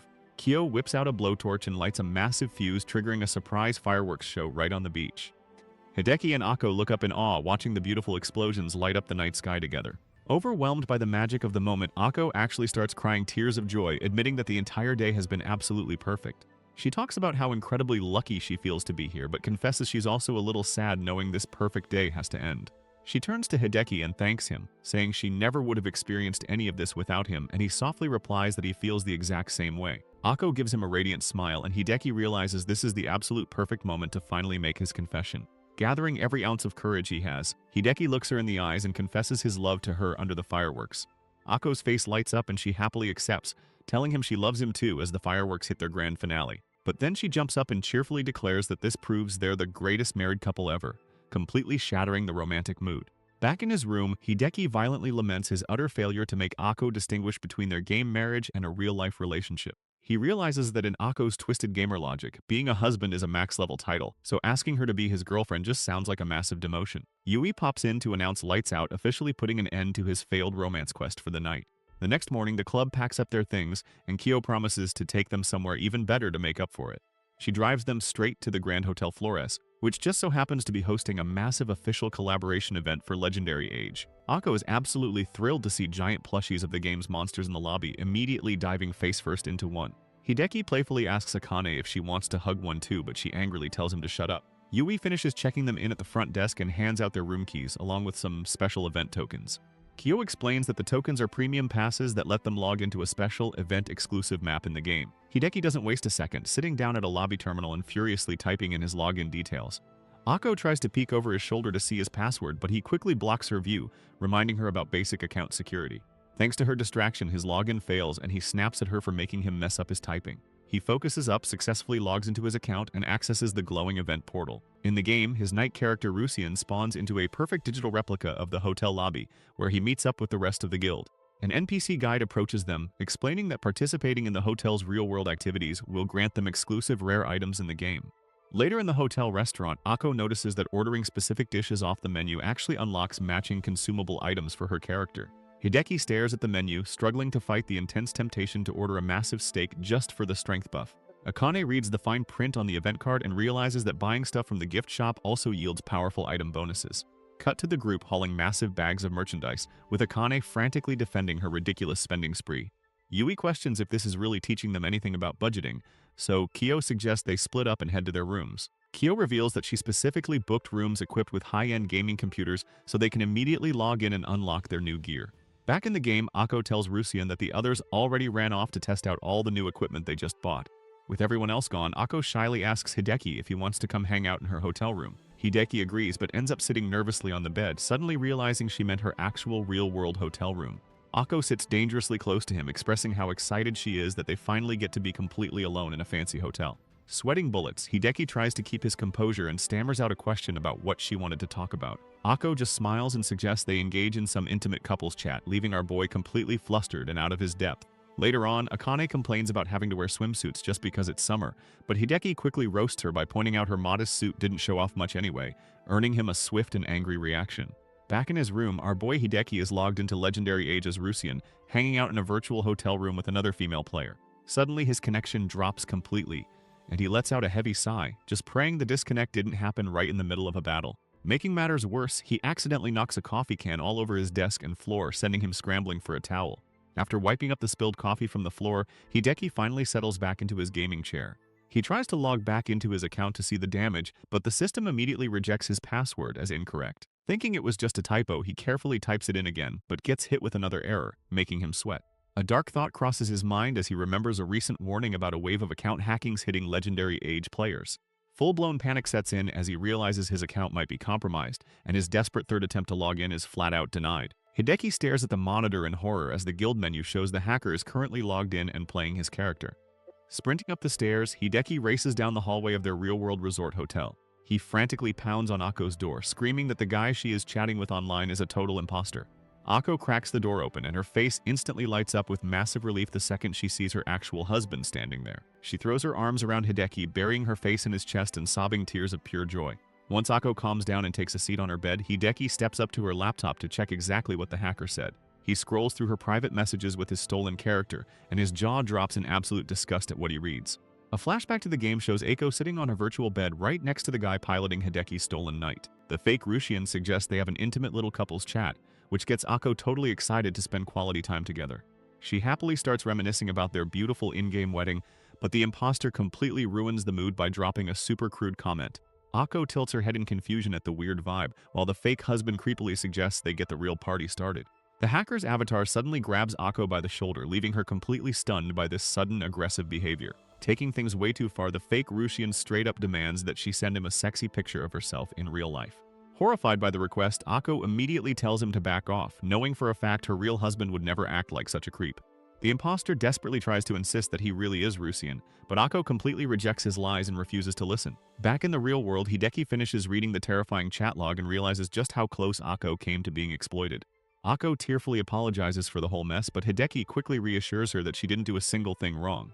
She keeps crying, feeling incredibly guilty that she actually mistook a complete stranger for her beloved husband, even for a second. The rest of the Netgame Club suddenly bursts into the room, ready to figure out exactly how Hideki's account got breached. Kyo blames herself for making them log in from a public hotel computer, but Hideki insists the hack wasn't her fault at all. The guild huddles up to brainstorm exactly how the thief managed to swipe his password right under their noses. Hideki pieces it together, explaining that the hacker must have set up a fake login page to secretly capture his credentials. Using Ako's laptop, he manages to log into the game's main server just to see how much damage the hacker actually did. He stares at the character select screen in absolute silence, discovering that his max-level knight has been completely wiped from existence. Seeing his empty account, Ako breaks down into loud sobs, forcing Hideki to push down his own pain to comfort her. Later on, Hideki decides to just roll a brand new character, but stresses that he desperately needs to recover his irreplaceable gear. The club realizes the hacker worked incredibly fast, noticing that tons of Hideki's rare items have already vanished from the market. Hideki states he is willing to buy back his sentimental loot off the auction house, even if it means handing gold right back to the thief. Clenching his fist, he declares his absolute determination to reclaim the gear he spent hundreds of hours grinding for. Seeing his resolve, the rest of the alley cats immediately volunteer to scour every shop and auction board in the game to find his stuff. He tells Ako he plans to hit up an old gaming buddy who has useful contact. Logging in, Hideki meets up with Kyo's character Apricot inside a massive castle hall to discuss their next move. He explains that he dusted off an old alt character that looks exactly like his main, so he feels right at home. Apricot sternly advises him to be way more careful with his account security, reminding him that the internet is full of scammers. Hideki humbly asks his guildmaster for her help tracking down his stolen items, and she happily agrees to fund the search. She proudly declares that real gamers have to stick together and police their own community to keep the bad actors out. Meanwhile, a massive mob of players gathers in a graveyard, pledging their lives to track down the stolen gear in the name of Nekohime. Their beloved catgirl idol awkwardly thanks her White Knight army for the help, though she clearly finds their obsessive cheering a bit much. Scanning the player market stalls, Apricot and Hideki quickly spot a few highly specific items that definitely belong to his old account. They check the merchant's name, Ronton, and immediately suspect he is the hacker. Wasting no time, Apricot snaps a screenshot of the shady shop to send straight to the game admins as hard evidence. Feeling guilty for making him use the hotel computer, she generously offers to buy all the items back using her own premium currency. Back in the real world, Hideki and Ako open a new in-game mail containing their virtual wedding ring. The message is from a random player named Cloud, who found the ring on the ground after the hacker heartlessly tossed it away. Ako is absolutely furious that the thief treated their symbol of love like garbage, but Hideki is just relieved it's safe. Instantly cheering up, Ako happily claims that the power of their true love is what guided the ring back to them. Hideki flashes a warm smile and agrees with her logic, finally feeling a glimmer of hope after days of pure stress. Later at school, Hideki and Kyo step out of the staff room after officially reporting the hacking incident to their advisor. Saito-sensei gives them an encouraging smile, telling the club members not to let one bad apple ruin their love for the game. Grabbing some drinks from the hallway vending machine, the two of them take a moment to discuss their ongoing investigation. Hideki finally vents his boiling frustration, admitting he is mostly furious about how the hacker tried to creep on his wife. Kyo takes a sip of her drink and points out that the anonymity of the internet makes it incredibly easy for people to fake their identities. Hideki sighs over how fragile online bonds can be, but Kyo quickly reminds him that Akko instantly saw right through the imposter's disguise. She reassures our boy that his connection with Akko is stronger than any hack, which brings a genuine smile back to his face. Fired up, Hideki declares he is ready to take the hacker down, and Kyo smirks, revealing she has been plotting her revenge this whole time. Back in the club room, Akane is absolutely seething with rage because the game admins still haven't banned the guy who stole the account. Hideki calmly explains the admins can't act because the hacker used a different IP address than the merchant. He breaks down exactly how IP addresses work, explaining that it's basically a digital fingerprint they can use to track the thief's real location. Akane groans, but Kyo agrees they can't accuse him without hard proof. Jumping back into the game, Apricot gathers the guild and drops a highly suspicious URL right into their private chat window. The crew clicks the link and discovers a sketchy blog post where the hacker is literally bragging about stealing Hideki's account. Apricot explains that this blog actually belongs to a notorious internet swindler who runs massive scams across a bunch of different MMOs. Reading the arrogant post pushes Akane over the edge, and she loudly vows to make the hacker pay for his crimes. Both Apricot and her real-life counterpart criticize the thief's massive ego, calling him a pathetic show-off who just wants attention. Digging deeper into the blog, Apricot reveals that this guy is also heavily involved in illegal real money trading on the side. Kyo turns to Akko and explains that selling in-game items for real-world cash is a massive violation of the game's terms of service. A light bulb goes off in Hideki's head as he realizes they can use this exact illegal side hustle to get the hacker permanently banned. The entire NetGame Club pulls a grueling all-nighter, furiously typing away at their keyboards to gather undeniable evidence against their target. After 3 straight days of zero sleep, a completely exhausted Hideki is jolted awake by the sudden ringing of his front doorbell. He opens his front door to find Akko standing on his porch, and he instantly slams it shut in pure, unfiltered panic. Akko angrily knocks, demanding entry, forcing Hideki to apologize and explain his gamer reflexes kicked in. Stepping inside, Akko is practically buzzing with excitement to finally visit her husband's real-life house for the very first time. Hideki awkwardly sits her down and drops the bomb that since his character got deleted, their in-game marriage is technically annulled. Akko gasps in absolute horror at the news, her sadness quickly shifting into burning rage toward the hacker who ruined her marriage. The crushing realization that they are now just regular friends hits her like a truck, and she starts visibly tearing up on his floor. To lift his spirits, she happily presents him with a massive homemade bento box, completely surprising our boy with her cooking skills. She tells Hideki how proud she is of his hard work, and he blushes, admitting that she is acting like a truly perfect wife. Meanwhile, the greasy hacker sits in his dark room munching on chips, scrolling past a forum post that he brushes off as a cheap knockoff. He checks out the blog's black market trade board, greedily noting that the real money exchange rates for legendary age gold are actually pretty high.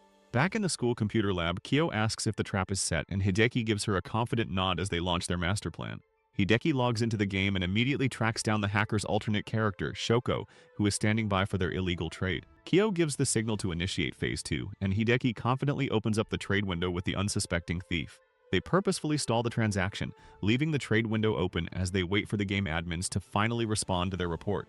Right on cue, a game master named Nyack teleports both Hideki and the hacker into a special interrogation room to investigate the shady deal. Nyack accuses them of real money trading, and Hideki instantly pleads guilty, loudly pointing the finger directly at Shoko for setting up the whole sting. Sweating bullets, the hacker tries to play dumb, arguing that since no actual money changed hands yet, they can't prove a single thing. But Nyack drops the hammer, revealing that Shoko is also officially accused of hacking Hideki's account under the name Ronton, backed by hard IP evidence. Shoko panics, screaming that the black market board would never leak his IP until Hideki smugly reveals that he built that fake website himself. The hacker is left completely speechless, realizing this high schooler fabricated years of fake blog posts just to bait him into a flawless trap. Getting right in his face, Hideki declares that this entire elaborate revenge plot was simply payback for making Akko cry. Back in the club room, Akko is amazed they built a fake blog, and Kyo explains it was an IP tracker. They proudly explain how they logged the thief's real IP the second he replied to their fake trade request and logged in as Shoko. Kyo reveals the admins have locked the hacker's account for 3 days to investigate the illegal trade. Hideki lets out a massive sigh of relief, and Kyo drops the absolute best news of all. The admins fully restored his original character. Akane praises the game master, while Akko jumps for joy at getting her husband back. Kyo smiles, but Hideki's expression turns serious as he announces one last piece of unfinished business. Akko and Akane arrive at a massive mansion-like estate for their summer study session, completely awestruck. Standing outside the towering gates, Akane remarks that the place is so huge it looks like a literal museum. Akko is sweating, feeling completely out of her depth looking at this shiny palace-like house. Akane scolds her, bringing up the fact that she hasn't touched her summer homework. Ako excitedly suggests inviting our boy Hideki, but Akane shuts that down, knowing their parents wouldn't allow a guy at a sleepover. Ako whines about Hideki's absence and asks why Nanako had to tag along, giving her the perfect chance to playfully tease her. Akane explains this is a prime opportunity for Ako to practice socializing without using Hideki as a crutch, though Ako acts like she's fighting a final boss. Akane jokes she should just learn by dying, while Nanako reminds the cleric she's standing right there. When Nanako puts a friendly hand on her shoulder and asks if she's ready to bond, Ako panics and screams for Hideki to save her. The girls finally head inside Kyo's massive mansion, where they are immediately greeted by an entire fleet of maids. The head maid and butler are literally weeping with joy, deeply moved that their historically lonely mistress has finally brought real friends over. Thoroughly embarrassed by her staff crying their eyes out, Kyo quickly ushers her friends away toward her room. Walking down the grand hallway, Ako is totally mesmerized by the real-life maids, thinking they were just fictional characters. The head maid clarifies they aren't actually maids, but just staff dressed up in custom costumes specifically ordered for this visit. She even offers to have custom-made outfits tailored for the girls, which gets Ako super hyped but leaves Akane completely annoyed. They step into Kyo's insanely spacious bedroom, and Ako points out that it's easily 10 times the size of her own room. Nanako wanders into a side room and finds a high-tech multi-monitor setup, which Kyo casually explains is her personal trading space. Akane teases the guildmaster about the hardcore rig, while Kyo smugly brags about making millions in seconds. Nanako is genuinely impressed and says she wants to be just like Kyo when she grows up, while Akane isn't buying it. Kyo starts explaining her trading strategy, but the loud, chaotic breakdown completely overwhelms Akane, who just covers her ears. They finally sit down to hit the books, but Ako instantly struggles, waving around a cute octopus pen and whining about her empty head. Akane gets frustrated that the cleric already forgot last term's lessons, while Ako dramatically cries over her supposedly withered brain. Looking for an escape, Ako asks to use the restroom, and Nanako happily offers to escort her, much to Ako's dismay. Akane agrees it's best for Nanako to go along, warning that Ako might try to bolt straight home if left unsupervised. Ako denies wanting to run away, but Nanako cheerfully grabs her arm and escorts her out of the room anyway. After finishing up in the bathroom, Ako tells Nanako to head back without her, claiming she needs to secure the perimeter. Nanako refuses to leave her alone since she can't be trusted, while Ako insists her gamer instincts are guiding her to something. Back in the study room, Kyo worries about those two wandering off alone, while Akane notes how completely different their personalities are. Akane figures their differences might actually make them a decent combo, and Kyo admits that's probably true. Meanwhile, Ako and Nanako wander into a dark, dusty library, which Ako is convinced is packed with hidden items and secret lore. Spotting a suspicious-looking book sticking out on a shelf, Ako decides to pull it, completely ignoring Nanako's warnings to leave it alone. Pulling the spine triggers a hidden mechanism that slides the entire bookshelf open, revealing a glowing treasure chest tucked inside. Inside the chest, the girls uncover a mysterious green photo album. Suddenly, a maid with glowing glasses appears right behind them, scaring the absolute life out of the girls. The maid snatches the album away, explaining it chronicles Kyo's entire life and is a highly guarded family treasure. She then demands they join the secret society of Kyo admirers since they've already laid eyes on the sacred text. Ako and Nanako don't stick around, sprinting down the hallway screaming while the maid just watches them flee. Inside the study room, Kyo and Akane casually sit at the table, hearing the distant, echoing screams of their friends. Akane lets out a heavy sigh, wishing Hideki was here to handle whatever ridiculous trouble his wife is causing. Kyo smirks and teases Akane about relying on our boy, especially since she usually treats him like an annoying insect. Flustered, Akane quickly denies that she dislikes him or treats him poorly. She desperately asks Kyo if she really comes across as some kind of Hideki-hating monster to the rest of the club. Kyo just smiles and calls her a good kid, assuring her that Hideki understands her true intentions perfectly. Akane blushes hard and complains about being treated like a little kid. Out in the halls, the maid's creepy laughter echoes as she relentlessly chases Ako and Nanako through the massive mansion. The two girls dive under a table to hide, and Nanako hugs Ako tightly, only to get pushed away. Nanako asks if Ako genuinely dislikes her, and the cleric bluntly admits that Nanako just instinctively makes her skin crawl. Nanako is pretty shocked, but Ako cheerfully adds that she gets told the exact same thing at school. They crawl out from under the table, and Nanako insists she really does want to be friends. Ako finally accepts the olive branch, but Nanako quickly realizes they are completely lost in the giant house. Kyo and Akane step out onto a balcony and spot Ako and Nanako waving frantically from the lawn below. Ako yells up that they took a wrong turn and can't figure out how to get back to the study room. Akane sighs that they'll have to go rescue them, and Kyo agrees it's her duty as the host. The squad finally settles down to study outside, taking a seat at a table beneath a large tree. Ako is absolutely outraged after learning that a female character from their game is actually being played by a guy. She goes on a dramatic rant about how she would have saved Hideki from his trauma if she had just met him first. Akane sweat drops at this aggressive display of true love and mutters that Ako really needs to be stopped. Ako tries to brush off her own cringe history, but Akane points out that she has the darkest past of anyone here. Nanako chimes in, suggesting they make some great summer memories today to help balance out all that dark history. Akane agrees with the sentiment but strictly reminds the cleric that she still has to finish her homework first. Ako proudly holds up her notebook, showing off a single cute doodle instead of any actual math problems. Getting angry, Akane forces her to actually start studying, completely ignoring Ako's dramatic protest about doing work.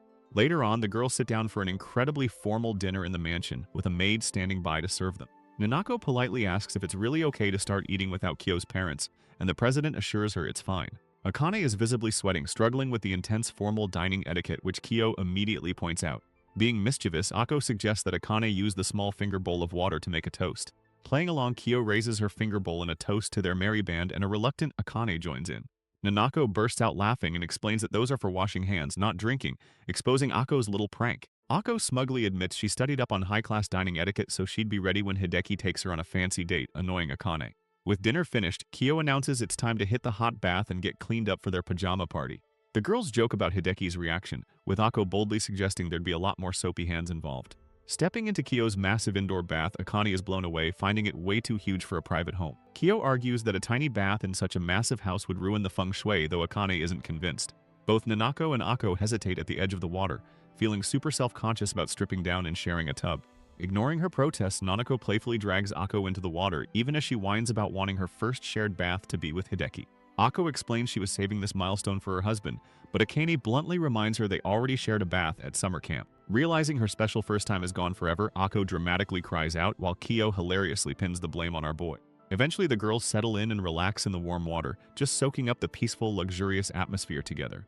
Nanako sighs, wishing she could have joined them for that summer camp, but Akane points out she isn't technically in their club. Ako claims there's an unscalable wall separating club members from normies, but Nanako just laughs off the ridiculous idea.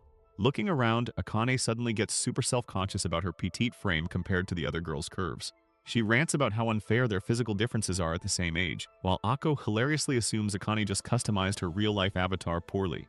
Kyo stands up tall and delivers a passionate, motivational speech about how proper exercise, diet, and sleep can buff their stats. Ako and Akane playfully tease the president for her dramatic monologue, while Nanako just watches them with a warm smile. Moving on to washing, Nanako helps scrub Kyo's back, while Akane lathers up Ako's long hair with soap. While rinsing her hair, Akane complains about how unfair it is that Ako maintains a perfect figure despite her lazy gamer lifestyle. Ako claims her lifestyle is just squishy, and Nanako gives her arm a poke, noting that she's soft but actually has surprisingly good definition. Nanako wonders aloud about Hideki's preferences, and Akane teases that he probably likes slender girls, sending Ako into an absolute panic. Desperate for answers, Ako whips out her waterproof phone right there in the bath, determined to call him and ask directly. She decides to make it a video call, completely shocking Akane and Kyo as she prepares to broadcast live from the tub. The two lunge to stop her, but Ako insists that discovering her husband's true preference is a top-tier priority quest. Akane and Kyo end up chasing a naked Ako as she sprints out of the indoor bath and heads straight for the outdoor pool. Ako runs laps around the patio trying to connect the call, while Akane desperately wrestles to snatch the phone out of her hands. Nanako finally intercepts the device and powers it off, killing the call right before Hideki can pick up. Kyo and Akane breathe a massive sigh of relief, noting how completely unhinged Ako gets whenever our boy isn't around to anchor her. Ako defends herself, claiming she was only going to put herself on camera, but Akane smacks her, yelling that that's even worse. Later, the girls will pile into a single massive bed, and Kyo expresses how grateful she is to finally host her first sleepover. Akane reminds her they're all friends here, and Ako happily shares her own excitement about experiencing this sleepover event. Nanako playfully tickles Ako, and the group shares a genuine laugh, fully enjoying the cozy bonding atmosphere of the night. When Nanako asks why they keep using their gamer tags, Akane just sighs and explains it's the standard operating procedure for their weird club.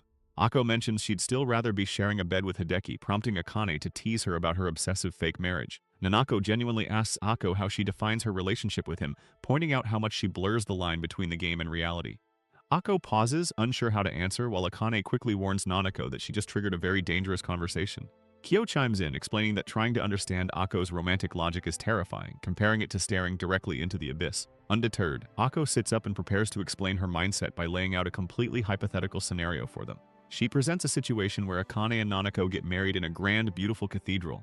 In this scenario, Akane refuses to act like a married couple in the real world, strictly separating their game marriage from reality. Ako argues that if they're basically married in real life, there's absolutely no reason they shouldn't just do it in the game too. Akane, Nanako, and Kyo suddenly realize they're actually starting to track with Ako's twisted inverted logic, causing all three to panic. Ako looks offended by their horror, while Akane and Nanako freak out, realizing their brains are actively being corrupted. Desperate for a lifeline, Kyo suggests they just call Hideki to help them survive Ako's overwhelming aura. Meanwhile, our boy is just chilling at home, playing Legendary Age completely solo and totally unaware of the chaos unfolding at the sleepover. Suddenly, visions of the girls flash in his mind, all crying out for his help. Nanako and the rest continue pleading with him in his imagination, begging him to come rescue them from this sleepover nightmare. Hideki snaps out of his daydream, slightly overwhelmed by the random mental image. The next day at school, Ako is suffering from severe Hideki withdrawal symptoms, ignoring Akane's attempts to comfort her as she slumps over her desk. Hideki kicks things off by recounting a past pickup party where he was skeptical about running with just one healer, Isana. His doubts are quickly validated when the party enters a tower and gets completely wiped out by a red dragon because Isana's heals couldn't keep up. Isana apologizes to the group and our boy regrets not speaking up beforehand, worrying the poor girl might quit the game entirely. Fast forward a few months and Hideki runs into Isana in another pickup party facing the exact same single healer situation. This time, he speaks up, advising the party to just take their time, earning him a thankful private message from the healer. Eiko immediately asks if he's bragging about an ex-girlfriend, but he firmly denies it, explaining the story is about people not knowing how to ask for help. Hideki explains that a little empathy goes a long way for those feeling overburdened, asking Ako if she finally understands where he's coming from. He smoothly pivots, reminding her that summer vacation is ending, so she needs to tell everyone at school they're just dating, not actually married. Ako completely laughs off the request as a silly joke, while Hideki desperately insists he's being dead serious. Back in the real world, Hideki lies exhausted on his desk, complaining about the blistering heat. His classmates quickly tease him about his pale, gamer complexion compared to their fresh summer tans. Before he can recover, Sagawa marches into the classroom and aggressively drags him out by the collar. His classmates just watch him get hauled away, casually noting that summer break is officially over. Catching his breath in the stairwell, Hideki complains about her rough treatment. Sagawa points out they literally hung out in-game yesterday, but Hideki notices she seems unusually bothered by something. She vents about the cliché of classmates asking about summer plans, comparing the small talk to unskippable cutscenes. Sagawa laments that she spent all last term trying to act like a regular high school girl and isn't sure she remembers how. Hideki jokes that her normie persona was just a character class, which she completely ignores. Kyo suddenly greets them on the stairs, teasing the duo about having an affair, which our boy shuts down immediately. Kyo suggests they try being friendly in class, but Sagawa snaps back, telling the club president to butt out. Sagawa threatens to abandon Kyo's precious pet, Muton, in the digital mountains, leaving her horrified. We get a quick flashback of Muton running wild, pulling way too many enemies and causing a massive dungeon wipe. Sagawa insists the pet is a bad boy, causing Kyo to run off crying about how mean they are. The two realize they haven't seen Ako yet, and Sagawa admits she really wants to mess with her to feel better. Right on cue, Hideki's phone rings with a call from Ako, who's chilling in bed and asking why they aren't logged in yet. Hideki is beyond exasperated that his virtual wife is trying to skip the first day of school to game. Later at the school assembly, Kyo takes the stage as student council president to welcome everyone back from break. Ako manages to sneak in late, doing her absolute best to blend in with the crowd. Hideki praises her for actually resisting the urge to skip, while Sagawa rolls her eyes at Ako's clingy behavior. Up in the club room, their advisor Saito-sensei enthusiastically welcomes the gamers to the longest term of the year. Ako and Hideki happily soak in the cool air conditioning while Sagawa immediately boots up her rig. Sagawa asks Hideki how much of his hacked gear he recovered, and he admits he only got back about 20%. Ako confidently predicts her husband will just grind for even better gear, though Sagawa finds that highly unlikely. Hideki tries to explain his grand plan to optimize his stats, but Sagawa demands he just buy his old stuff back so he's actually useful. Saito-sensei asks the room what they think of when they hear the words second term, clearly fishing for school-related answers. Instead, the club members completely ignore reality, rattling off a list of upcoming in-game events and patches. Frustrated by their terminal gamer brain, Saito writes Miyazaki Culture Festival on the whiteboard. The entire club groans in unison, prompting their teacher to literally beg them to pretend to care. Kyo points out that while the festival is a massive nuisance, they have to participate to prove they're a real club. Hideki asks what exactly they're supposed to do, and Kyo suggests showing off the results they've achieved so far. When Ako questions what actual results they could possibly show off, Hideki proudly declares that getting Ako to attend school is their greatest achievement. Ako imagines herself being presented on stage under a spotlight as the main attraction, instantly panicking at the thought. The group quickly pivots, discussing the need to present some actual tangible club results. Kyo slams her hand on the whiteboard, boldly proposing Siege Warfare as their exhibition topic. She explains that Siege Warfare is the highly anticipated expansion content that just dropped. Hideki chimes in, clarifying that it's a massive, large-scale guild-on-guild PvP battle held once a week. Kyo suggests the entire club jump in and compete for some shared glory on the battlefield. Ako, ever the pragmatist, asks how a virtual battle translates into a school festival presentation. Kyo explains that the winning guild becomes Lord of the Castle, getting their emblem hoisted high over the walls. Sagawa asks if they even have a guild emblem, prompting Kyo to hold up the school handbook. Hideki realizes the plan is to use the school crest as their emblem and snap a glorious commemorative screenshot. Kyo confirms they'll use that screenshot as their display panel, while Saito-sensei smiles nervously at the scheme. Walking home together at sunset, Hideki and Akko discuss the ambitious siege warfare proposal. Akko admits she isn't exactly thrilled about the idea, fully aware that she has zero chance of actually winning. Still, she happily notes that just walking home with Hideki makes the whole school ordeal worth it. Hideki changes the subject, asking what her actual class is planning for the festival. Akko explains her class is doing a presentation on local food shops, which Hideki thinks sounds pretty fun. Back in the virtual arena, Hideki and Akko face off for some PvP practice, but neither wants to attack the other. Sagawa and Kyo scream at them to stop staring like a love-struck couple and actually start fighting. Hideki claims he's just waiting to whittle Akko down with reflect damage, while Kyo orders the cleric to get to work. Akko reluctantly smacks Hideki's shield, but the damage immediately reflects back and chunks her health. Hideki gently tells his virtual wife to heal up, completely frustrating Sagawa with their overly wholesome duel. Fed up with the lack of bloodshed, Sagawa draws her sword and charges right at Hideki herself. Akko quickly casts a boost on Hideki's shield, letting him easily block the attack and knock Sagawa flying. Kyo praises their solid teamwork, while Sagawa groans that Hideki's shield stun combined with Akko's buffs is totally busted. Hideki humbly notes the stun has a massive cooldown, but Sagawa chugs a potion, fired up for round 2. Kyo steps up to the plate next, declaring it's her turn to go head-to-head with Sagawa. The guildmaster immediately starts charging her grand spell, which Akko points out is literally her finishing move. Kyo unleashes her devastating meteor, but Sagawa casually sidesteps the slow, incredibly obvious area of effect attack. Closing the distance in a flash, Sagawa strikes Kyo down before she can even recover from her casting animation.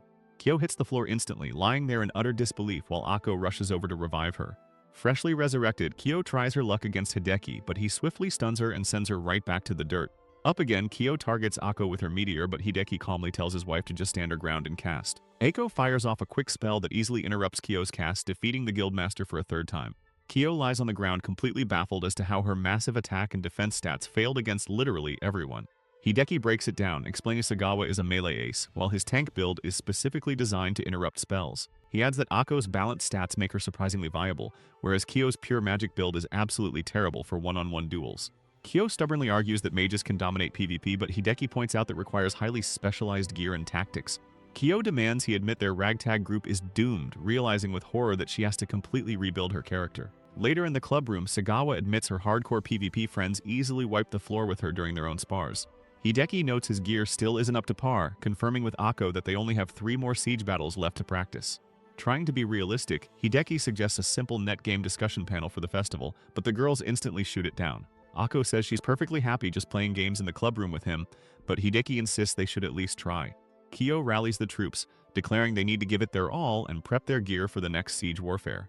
The squad logs into Legendary Age, standing in awe before the massive Templar fortress of Reezer. Kyo explains the castle is currently held by the cleaning crew, which Sagawa initially laughs off as a bunch of role-playing maids. Hideki warns that anyone holding a fort has to be tough, and Kyo agrees they need to play it safe to avoid wiping. As the siege officially kicks off, Kyo orders the charge, and they rush forward with the rest of the server. Seeing another massive guild charge first, Hideki and Kyo smartly decide to hang back and analyze the defenders. The fortress walls suddenly light up, unleashing a brutal barrage of arrows, ballista bolts, and magical lightning. A colossal magical explosion detonates at the gate, instantly vaporizing the entire attacking vanguard. The club members watch in absolute horror as the raiding party is deleted from existence in under 10 seconds. Despite Sagawa screaming to retreat, Kyo blindly charges forward, dragging a terrified Akko right into the kill zone. The guild is instantly wiped out, but Kyo cheerfully reminds them that siege warfare doesn't have any death penalties. On their next run, Akko accidentally bumps into a heavily armored player from a rival guild and politely apologizes. The guy mercilessly kills her anyway, prompting an enraged Hideki and Sagawa to avenge her before getting wiped again. Kyo finally realizes the attacking force isn't united at all. Every single guild laying siege is competing against each other. She explains they could build a massive siege weapon like a catapult, but it requires exactly 5 players to operate. The group does the math and realizes their 4-man roster isn't going to cut it. When Sagawa asks if there are any other ways to win, Kyo flashes a dangerously mischievous smile. She decides to bust out her forbidden premium items, ignoring Hideki screaming that pay-to-win gear is locked in siege mode. Kyo is instantly vaporized by a defensive spell at the gate before she can even click her inventory. Back at the spawn, she cries over losing a super rare drop of Yggdrasil, her only non-premium full recovery item. Hideki twists the knife, noting it was worth 10 million megas and she really should have just sold it. Sagawa brutally adds that this is the perfect opportunity to finally wean their guildmaster off her premium item addiction. Suddenly, the battlefield is swarmed by pink flags bearing heart-shaped paw prints. A blonde warrior rallies Nakoheim's elite guard, screaming that they will conquer the fortress for their precious goddess. The Simp army charges the gates, easily overwhelming the defenders with terrifyingly coordinated attacks and magic. Akko and Hideki watch in pure awe, realizing Nekoheim's obsessive followers are actually top-tier expert players. The elite guard successfully captures the fortress, and the traumatized gaming club decides it's a good time to log off. Hideki notes that while Nekoheim's guard put up a legendary fight, they were eventually crushed by a much larger guild. Later in the tavern, the club mercilessly teases Nekoheim about her army of devoted white knights fighting in her name. The cat girl tearfully protests that she only mentioned the event in passing and never actually asked them to go to war. Back in the real world, the club works on some boring school history materials, with Sagawa and Kyo organizing the paperwork. Hideki and Sagawa try discussing their festival presentation with Saito-sensei, but they aren't getting far. When the teacher expresses doubts about their whole approach, Hideki casually teases her by making cat noises. Suddenly, Akko bursts into the room in tears, prompting Hideki and Sagawa to follow her out into the hallway. Akko sobs that her class's wholesome presentation on local food has been hijacked into a food stall. Even worse, she reveals her classmates took it a step further and decided to run a full-blown maid cafe. Akko cries that she was forced into managing the maid cafe simply because everyone knows she's an otaku. She complains that she's a devoted housewife, not a maid, forcing Hideki to remind her she isn't actually married. Sagawa groans about being tasked with organizing uniforms and shifts, and Hideki agrees she's a terrible fit for management. Sagawa suggests Kyo might have the connections to source some maid uniforms, finally giving Akko a glimmer of hope. The Alley Cats Guild gathers in front of a massive black monument, eagerly waiting for their new backup to arrive. Right on cue, the top-tier mercenary guild Wallenstein struts up to the rendezvous point, rocking fully matching red armor. Back in the club room, Kyo and Akane watch their monitors closely, recognizing these guys as some seriously tough hired guns. Hideki points out that the mercs are decked out in max-level PvP gear, while their advisor Saito-sensei just sighs at the screen. In the game, the two guilds exchange some basic pleasantries and quickly introduce their rosters to one another. Bats, the leader of Wallenstein, apologizes to Apricot for making them walk, since they couldn't form a party near an active siege fort. Apricot totally understands the game mechanics, stepping forward and extending her hand to Bats to lock in their contract. He shakes on it, and the system officially registers the Alley Cats and Wallenstein as an allied force. With the formalities out of the way, the two groups circle up to hash out a battle strategy. A Wallenstein healer named Mizuka asks Akko if she's on support duty, suggesting they split the buffs so Akko can just spam Sacrament. Akko just stares blankly at the MMO jargon, so Mizuka dumbs it down and tells her to just heal her own squad. Nekohime cheers her on, but Akko immediately begs her real-life teacher for help, though Saito-sensei refuses to backseat game. Bats then turns to Schwein, telling her to just charge straight in and go completely hog wild with her broadsword. Akane takes major offense to that in the real world, feeling like she's being treated as a brainless meat shield. She angrily vows to show these snobs a real broadsword tornado as she gets ready to rush the front lines. Finally, Bats tells Apricot to just hang back and stay out of their way, completely brushing off any complex tactics. Kyo and Akane groan at their desks, complaining about how incredibly rude these top-ranked players are acting. The siege officially kicks off as the allied forces line up outside Fort Cantus. Bats barks out orders, telling Schwein and Akko to split up and sprint down opposite sides of the outer walls. Rushin advises his wife to just follow the instructions, reminding her that Wallenstein are the actual PvP professionals here. Akko and Schwein dash along the perimeter, immediately drawing heavy magic fire from the players defending the ramparts. Bats grins as the defenders take the bait and chase his rabbits, proving his little distraction strategy is working perfectly. Akko is furious to realize they're just disposable decoys, but Hideki and Kyo have to admit it's a solid tactical move. Schwein decides she's had enough of running away and vents her frustration by charging straight toward the enemy army. She and Rushin sprint directly at the fort's main gates while dodging a relentless barrage of incoming spells. Kyo yells at our boy to pull the defenders forward so she can catch them all in her area of effect spells. Schwein leaps up and slashes a defender while Rushin expertly blocks a counterattack with his heavy shield. Rushin winds up to show off his own skills, but Bats suddenly blitzes past him and one-shots the enemy. Akane and Hideki are left speechless by how perfectly the mercenary predicted the opponent's dodge. Kyo watches the slaughter, noting that Wallenstein definitely earned their reputation as the strongest PvP guild on the server. The mercs send a quick chat message telling the Alley Cats to just follow their wake as they breach the gates. Wallenstein unleashes an absolute bloodbath, using a flurry of high-level attacks to wipe out the remaining defenders in seconds. Sitting at their PCs, the club members realize they don't even need to lift a finger with Wallenstein doing all the heavy lifting. Meanwhile, Schwein and Akko are still running for their lives as a hail of arrows rains down on them. The two girls finally make it through the fort's entrance, collapsing in total exhaustion but thankful they somehow survived the crossfire. Rushin and Akko look toward the inner sanctum and are stunned to see the entire defense force already annihilated, with Bats waiting by the throne. The mercenary turns around and smugly asks what took them so long as the rest of the Alley Cats finally catch up. Bats casually shatters the defending guild's crystal on the throne, leaving the fort completely wide open for the taking. He tells Apricot to hurry up and place her own crystal down, prompting her to finally understand the capture mechanics. Apricot summons her glowing green crystal and gently sets it on the throne, officially claiming Fort Cantus for their guild. A server-wide announcement broadcasts their victory, but the alley cats just stare at the screen, feeling incredibly underwhelmed. Bats excuses himself and the crew, mentioning they need to head back to town to restock their supplies. Apricot warns him to stay alert, but Bats waves her off, confident they can squash any stragglers on their walk back. He tells the alley cats to kick back and enjoy their new castle as the mercenaries casually stroll out the door. Kyo checks the real-world time on her phone, noting they only have 10 minutes left until the siege event ends. The club discusses their flawless victory, though Hideki admits it feels pretty hollow when they barely did anything. Ako pouts that it was super lame, but Akane argues they at least secured the victory screenshot they need for the school festival. Kyo reminds everyone to stay vigilant until the clock runs out, and Hideki agrees they should focus on setting up defenses. Out of nowhere, a system alert pops up declaring that the alliance between the Alley Cats and Wallenstein has been dissolved. Schwein immediately calls foul, but Apricot explains that leaving the fort zone allows a guild to break the contract mid-siege. Akko asks what this actually means for them, and Rusian grimly clarifies that anyone attacking the fort is now their enemy. Before Akko can even process that, Bats suddenly materializes from stealth and ruthlessly backstabs Nekohime. The mercenary laughs maniacally as the teacher's character vanishes into pixels, leaving the rest of the guild frozen in shock. Bats instantly pivots and drops Schwein, then effortlessly parries Rusian's shield bash before cutting him down too. He continues his absolute rampage, carving through the remaining NPC defenders without breaking a single sweat. Bats approaches the throne and swiftly executes Apricot while Akko watches her friends get slaughtered in horror. With the alley cats completely wiped out, the mercenary shatters their green crystal into a million pieces. Another server message pops up announcing that Fort Cantus has been officially captured by Wallenstein. Bats plops down on the throne, smugly bragging about how incredibly easy it was to steal their prize. The siege timer officially hits 0 and the defeated alley cats respawn just inside the fort's entrance. Apricot demands to know why he betrayed them, and Bats admits it's just hilarious to crush people right when they think they've won. Instead of raging, Apricot calmly thanks him for exposing her own naive leadership and failing to see his true colors. She orders her guild to pack it up, giving the mercenaries a frosty farewell as they walk away from the stolen castle. Bats actually looks pretty disappointed, having fully expected them to scream and cry about the betrayal. Back in the club room, Sato-sensei screams in absolute agony, devastated that she's given her students yet another traumatic gaming memory. Walking home from school later, Akane and Akko talk about how spectacularly their big siege plan blew up in their faces. Akane sighs, admitting it's karma for trying to literally buy their way to a victory screen. She explains that hiring mercenaries just isn't how she plays games, and it was obviously a mistake from the start. Still, she furiously adds that those jerks totally took advantage of them, and she is definitely not letting it slide. Elsewhere, Hideki walks with Akko, pointing out that the rest of their class is making great progress on the culture festival. He tries to keep her spirits up by saying they just need to power through, but notices she's looking incredibly depressed.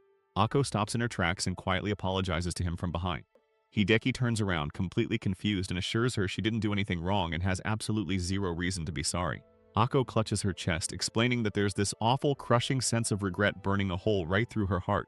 She confesses that she spent her entire life actively avoiding anything difficult, just so she'd never have to feel this way. But now that she finally found a club and friends she cares about, she couldn't even protect them. She flashes back to the painful memory of watching Bats shatter their crystal, feeling entirely helpless to stop it. Surprisingly, Hideki is actually thrilled to hear this, telling her it's amazing that she's finally feeling this way. He explains that the old Akko would have just run away from the problem entirely, but now she's actually facing her failures. He promises her that feeling this kind of regret is proof she's making real progress in the real world. He then reminds her there's one final round of siege warfare next week, giving them a chance for payback. Akko clenches her fists and enthusiastically declares she's going to train even harder and fight until the bitter end. Hideki smiles and agrees that they're going to play to win this time, which finally brings the light back to her eyes. Later, Hideki drops by the student council office, jokingly calling Kyo president as he walks in. Kyo immediately scolds him, demanding he address her as Your Excellency while she's sitting at the big desk, which he awkwardly does. Hearing him actually say it makes Kyo blush furiously and break out in a massive sweat, totally overwhelmed by the title. Hideki tells her to chill out, and she admits her heart skipped a beat since she's never had a guy call her that. Changing the subject, Kyo reveals she bought some incredibly rare gear that lets her cast spells without being interrupted by damage. She also casually mentions stocking up on high-tier reflect potions, which Hideki knows cost an absolute fortune on the marketplace. Kyo insists on footing the bill for their revenge tour, feeling responsible since the siege was her idea in the first place. Walking back to the club room, our boy can't help but respect Kyo's terrifying level of determination and deep pockets. He opens the door and is instantly greeted by Akko, Akane, and Kyo all dressed up in frilly-made outfits. When he asks what's going on, Akane explains these are the uniforms Kyo custom-ordered for their class's maid cafe project. Hideki asks his wife if she has the rest of the cafe logistics sorted out since the class voted her as head maid. Akko immediately looks away and starts sweating, making Hideki highly suspicious of her progress. She instantly breaks down in tears, confessing that absolutely nothing besides the costumes is actually ready. Hideki stands before the class, explaining that while their head maid secured the outfits, she hasn't written a manual or scheduled any shifts. He literally bows and begs them for help, though the students groan about only having a week left to pull this off. Thankfully, one girl steps up, offering to bring in the employee training manuals from her part-time restaurant job. Another classmate takes charge of the schedule, rallying everyone to figure out their availability for the festival. Hideki turns to Akko and gently explains that asking for backup when you're in over your head is a perfectly valid strategy. He advises her to just be honest with people about what she can handle, instead of trying to fake it until everything crashes. He points out that relying on a party to cover her weak spots is exactly how she plays her cleric in the game. Akko stares up at her husband with total admiration as he gives her an encouraging smile. Back online, Rusian actually tracks down Wallenstein and begs Bats to team up with them for the next siege. Surprisingly, Bats agrees, claiming that whoever killed Nekohime insulted his guild, conveniently ignoring that he was the one who did it. The alley cats then travel to their next destination, desperately trying to secure a second alliance. The leader of the DMW guild turns them down flat, explaining they're already locked in a bitter turf war with another guild. Rusian clarifies they don't even need them to fight. They just want a formal alliance icon to scare off any smaller guilds. Next, they meet with the leader of TMW, who bluntly states that assaulting a fort held by Wallenstein is basically suicide. Rusian openly admits their odds of winning are terrible, but declares they just want to throw everything they have at those backstabbers. To everyone's absolute shock, the TMW leader actually agrees to form an official alliance with the alley cats. Apricot points out that TMW gains literally nothing from this, but the leader just smirks and says it sounds like a fun time. He offers his hand, and Apricot hesitantly shakes it, successfully locking in the final piece of their revenge puzzle. Later, the guild hits the practice arena where Schwein charges in and easily flattens Nekohime's elite guard with one swing. Her follow-up strike clangs against Rusian's shield, buying Apricot enough time to charge up a massive magic circle. The guildmaster unleashes her ridiculous triple-plus merciless rain of sorcery, completely nuking the arena in a blinding pillar of light. When the smoke clears, Schwein coughs and yells at Apricot to maybe dial back the friendly fire during practice. The TMW leader claps from the sidelines, praising their coordination and offering to recruit Apricot into his own ranks. He drools over her premium pay-to-win gear, and she proudly declares that there's no price tag too high for sweet revenge. The alley cats and their new allies share a laugh, fully prepped and ready to take back their castle. The school hallways are totally decked out in banners as the students gear up for the massive cultural festival. Over in the club room, Kyo gets right down to business, telling the squad that this upcoming siege is their absolute last shot to steal the fort back from Wallenstein. Akane is seriously stressing over how tough it'll be, but our boy Hideki and his virtual wife figure those guys won't even stick around to defend. He's flashing back to when that red-haired mercenary leader basically admitted that playing defense is a snooze fest compared to crushing desperate players trying to hold the line. Akane is super ticked off that they even bothered chatting with the enemy, while Kyo just playfully mocks them for trying to buddy up with the opposition. Nanako wonders out loud if taking the fort will be a breeze, but Kyo and their teacher quickly shut that down, explaining that surviving the timer is the real nightmare. Hideki gets a grim reminder of how badly they failed last time, though Akane is completely hyped to unleash all her new training. Kyo lays out the harsh truth that capturing the fort just means surviving a massive PvP bloodbath against Wallenstein, and she is absolutely itching for some sweet payback. Hideki notices they are missing a guy, and Nanako casually mentions he's stuck at a family event, leaving our boy as the literal only tank. Kyo proudly addresses their gathered alliance, officially dubbing their combined forces the Alicat Princess Elite Guard, which makes Nanako want to die of absolute embarrassment. The whole alliance lets out a massive cheer the second the server announces the Siege Warfare event is officially live. The newly named squad immediately preps to move out, with both Nanako and Akane totally fired up to crack some skulls. Kyo confidently leads the charge right out the gates, marching the entire alliance straight toward their target. But when they finally roll up to the fort, they realize the Emperor's Sword Guild already beat them to the punch and claimed it. A scout drops the bad news that the enemy has over 30 players defending, and Hideki groans when he realizes it's the exact same crew they stole the fort from before. The rival guild aggressively slams the gates shut, hoisting up their ridiculous penguin-themed flag to taunt them. Kyo wastes no time ordering the team into attack formation, while Nanako readies her heavy siege weapons. Nanako goes completely overboard by summoning a literal giant robot just to blast their way through the front door. The massive mech fires off a brutal rocket punch that absolutely obliterates the reinforced fort gates.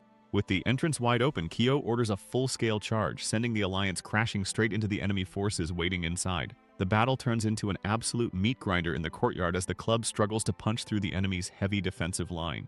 Nanako tries to summon even more giant mechs into the fray, but Kyo quickly tells her to hold off since they don't need the extra firepower just yet. Nanako calls out that her material stash is completely dry, demanding more people get on resource gathering duty right now. Hideki is barely holding his ground against the enemy tanks, making everyone in the real-world computer lab realize they desperately need to create an opening. Nanako decides to play dirty, dropping a total bluff in the open chat by claiming the legendary black magician is swooping in to save them. The enemy frontline actually falls for the fake-out, turning their heads just long enough to get completely distracted. The club members back in the computer lab crack up at the successful bait, and Nanako frantically yells at Akane to take the shot while she can.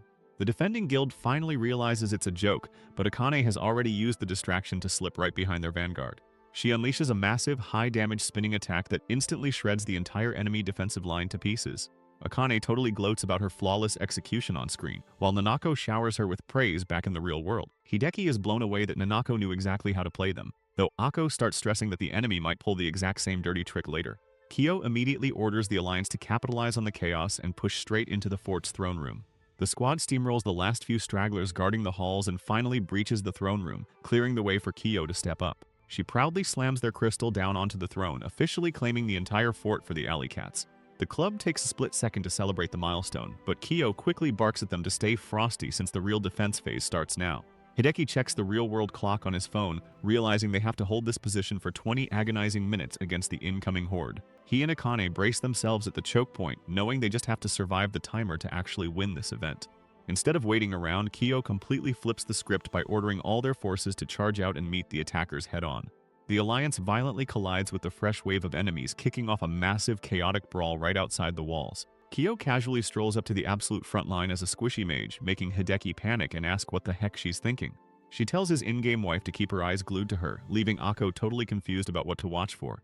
Kyo raises her staff high, charging up an insanely powerful spell while the enemy desperately tries to interrupt her cast. She starts channeling a ridiculous amount of magical energy, burning through stamina way past the normal game limits. Hideki throws himself in front of her to block incoming hits as a massive glowing magic circle expands across the sky. Akko and Nanako quickly cast a heavy buffing spell on Kyo to push her damage output into the absolute stratosphere.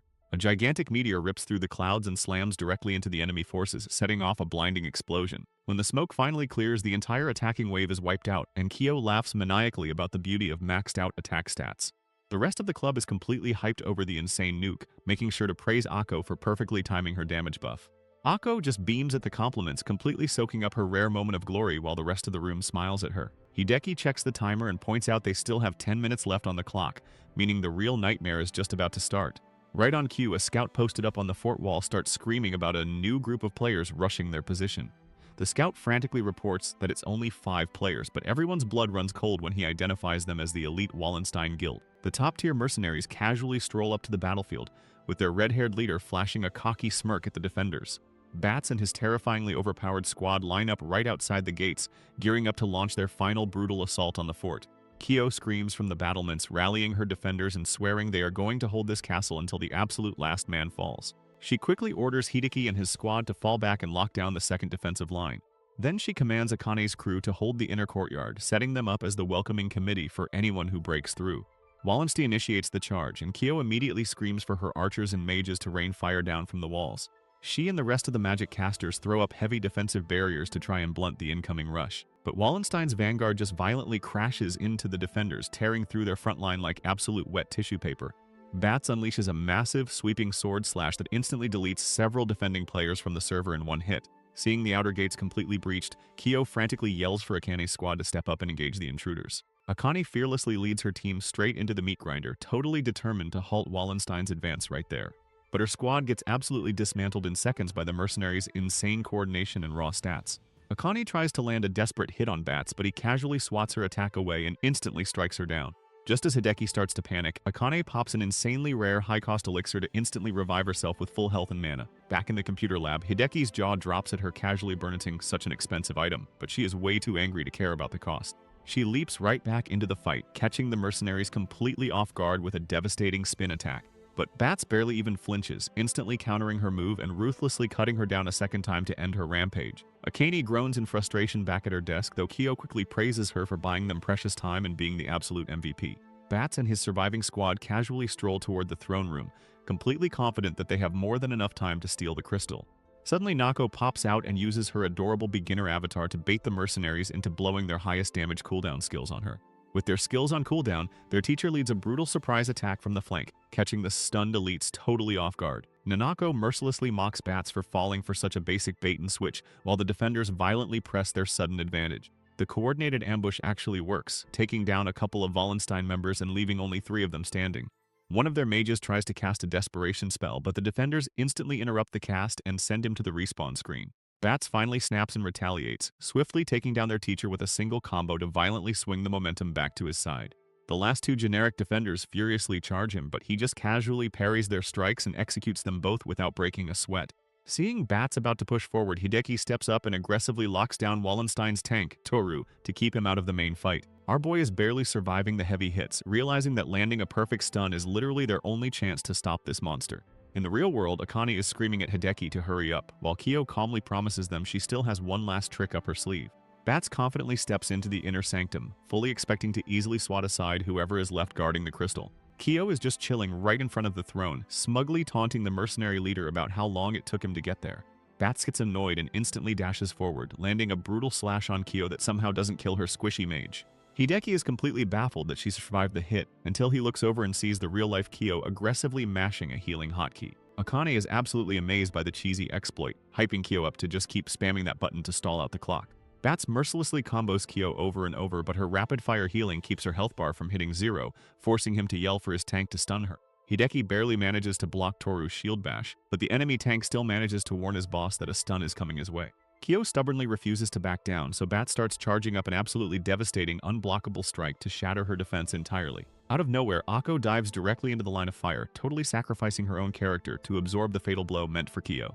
Bats effortlessly slices right through the cleric, instantly sending Akko to the grave and leaving Kyo completely exposed again.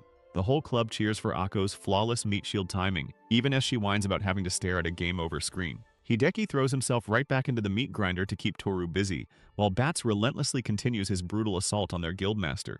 But Kyo just laughs maniacally through the pain, furiously mashing her healing items to completely negate the mercenaries' insane damage output.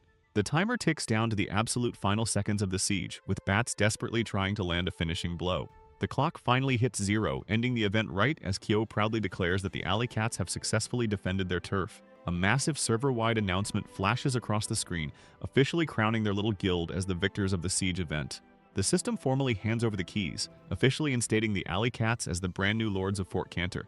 The surviving members of the guild strike a triumphant pose on the throne room stage, soaking in their massive, hard-fought victory. Back in the computer lab, the entire club absolutely loses their minds, cheering over the fact that they actually pulled it off. Hideki and Akko happily celebrate surviving the bloodbath, while Akane throws her arms up in total hype. Even the random alliance members start flooding the chat with congratulations for the club's insane defensive stand. Nanako is thrilled they actually won, while Kyo immediately starts bragging about her shiny new virtual real estate. Bats walks up to Kyo in-game, flat out calling her a complete lunatic for relying on such a ridiculously expensive healing strategy. He aggressively accuses her of spamming ultra-rare drops of Yggdrasil just to face tank his highest damage combos.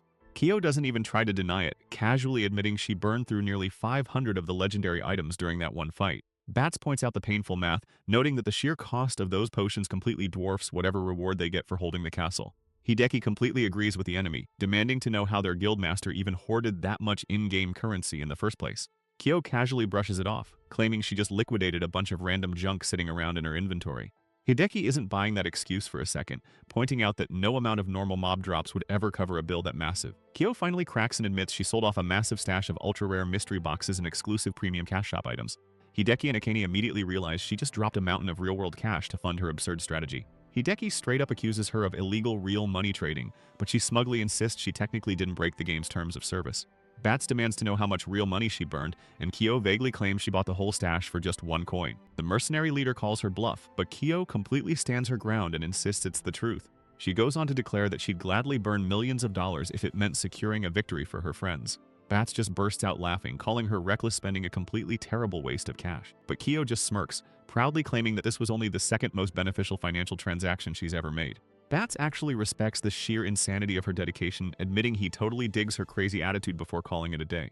The Wallenstein Guild officially logs off the server, leaving the alley cats alone to enjoy their newly conquered fortress.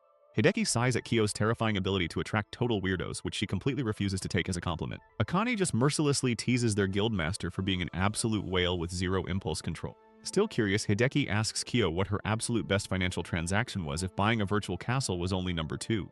Kyo warmly reveals that her greatest purchase was buying the ridiculously expensive gaming PCs so their club could play together in the real world. Hideki turns to his virtual wife and asks if she has any regrets about blindly charging in and getting instantly deleted by bats. Akko just gives him a bright smile, happily declaring she doesn't regret a thing because she gave it her absolute best shot. Hideki gives her some genuine encouragement as they finally log off to prep for the massive school culture festival happening tomorrow. The next morning, the Megasaki High School Culture Festival is officially in full swing, with the courtyard packed full of colorful stalls and students. Hideki and Akane take a stroll past the exhibits and spot the Net Game Club's display, which proudly shows off their in-game avatars to the whole school. Inside the actual club room, Kyo and Hideki admire their handiwork, with the student council president acting incredibly smug about their little exhibition. Later, our boy is wandering the crowded hallways when he randomly bumps into Akane, who is hauling around a massive box of grilled pork skewers. She plops down on the stairs for a break and Hideki sits right next to her, joking about how weird it is that they actually hang out in public now. Akane happily snacks on her pork, reflecting on how much their crazy virtual adventures have completely blurred the lines between the game and their real lives. She generously offers Hideki one of her skewers, calling it a well-deserved reward for putting up with all the recent guild drama. He asks if she's planning to check out any of the other classroom displays, but she casually admits she's just going to skip the crowds. Hideki decides to head over to the maid cafe to check on Akko's shift, leaving Akane behind to quietly watch him walk away. He finally arrives at the ridiculously busy classroom, where his friends immediately start giving him grief for taking so long to show up. Suddenly, Akko completely bursts out of the cafe in absolute tears, totally overwhelmed by the sheer social pressure of having to act like a maid. Hideki gives her a quick pep talk to calm her down before literally shoving her right back through the door to face her fears. The tough love actually works, and Akko greets him at his table with a massive, genuine smile, loudly calling him her darling in front of everyone. They take a break outside where Akko happily feeds him a corn dog, making Hideki quietly realize he actually likes having her as his wife. Over at the main stage, their homeroom teacher is absolutely shredding on a guitar while wearing cat ears, driving the crowd completely wild. The entire Net Game Club stands together in the audience, just smiling and enjoying the chaotic festival vibes as a real group of friends. As the sun sets, the festival officially wraps up and the exhausted students start tearing down all the outdoor decorations. Back in the club room, Hideki and Akko are stuck packing up heavy boxes by themselves, with our boy loudly complaining about the rest of the team bailing on them. Akko actually says she's having fun helping out, prompting Hideki to ask if she's finally starting to enjoy normal high school life. She softly admits that school is totally fine now, but only because she gets to spend every single day hanging out with him in the club. Hideki genuinely praises her for working so hard during the festival, which makes the usually clingy girl blush and look away. Feeling generous, he tells her she can ask for absolutely any reward she wants for stepping up to the plate. Eiko gets extremely excited and steps way too close, forcing a totally panicked Hideki to frantically clarify he meant an item inside the game. But Akko just gives him this incredibly loving look and steps even closer, making our boy completely freeze up with a massive blush. She gently closes her eyes and leans in, and for the first time ever, Hideki actually stops fighting it and slowly leans in to kiss her. But right before they connect, Kyo violently kicks the door open with the rest of the club to scream about a massive new housing update in the game. The whole group freezes when they realize they just ruined a massive romantic moment, while Hideki frantically waves his arms and denies everything. Their teacher strictly warns them against doing anything inappropriate on school grounds, while Hideki desperately tries to claim they were just talking about game loot. He loudly argues that games and reality are totally separate things, but the whole club just laughs it off as another wild day in the alley cats comes to an end.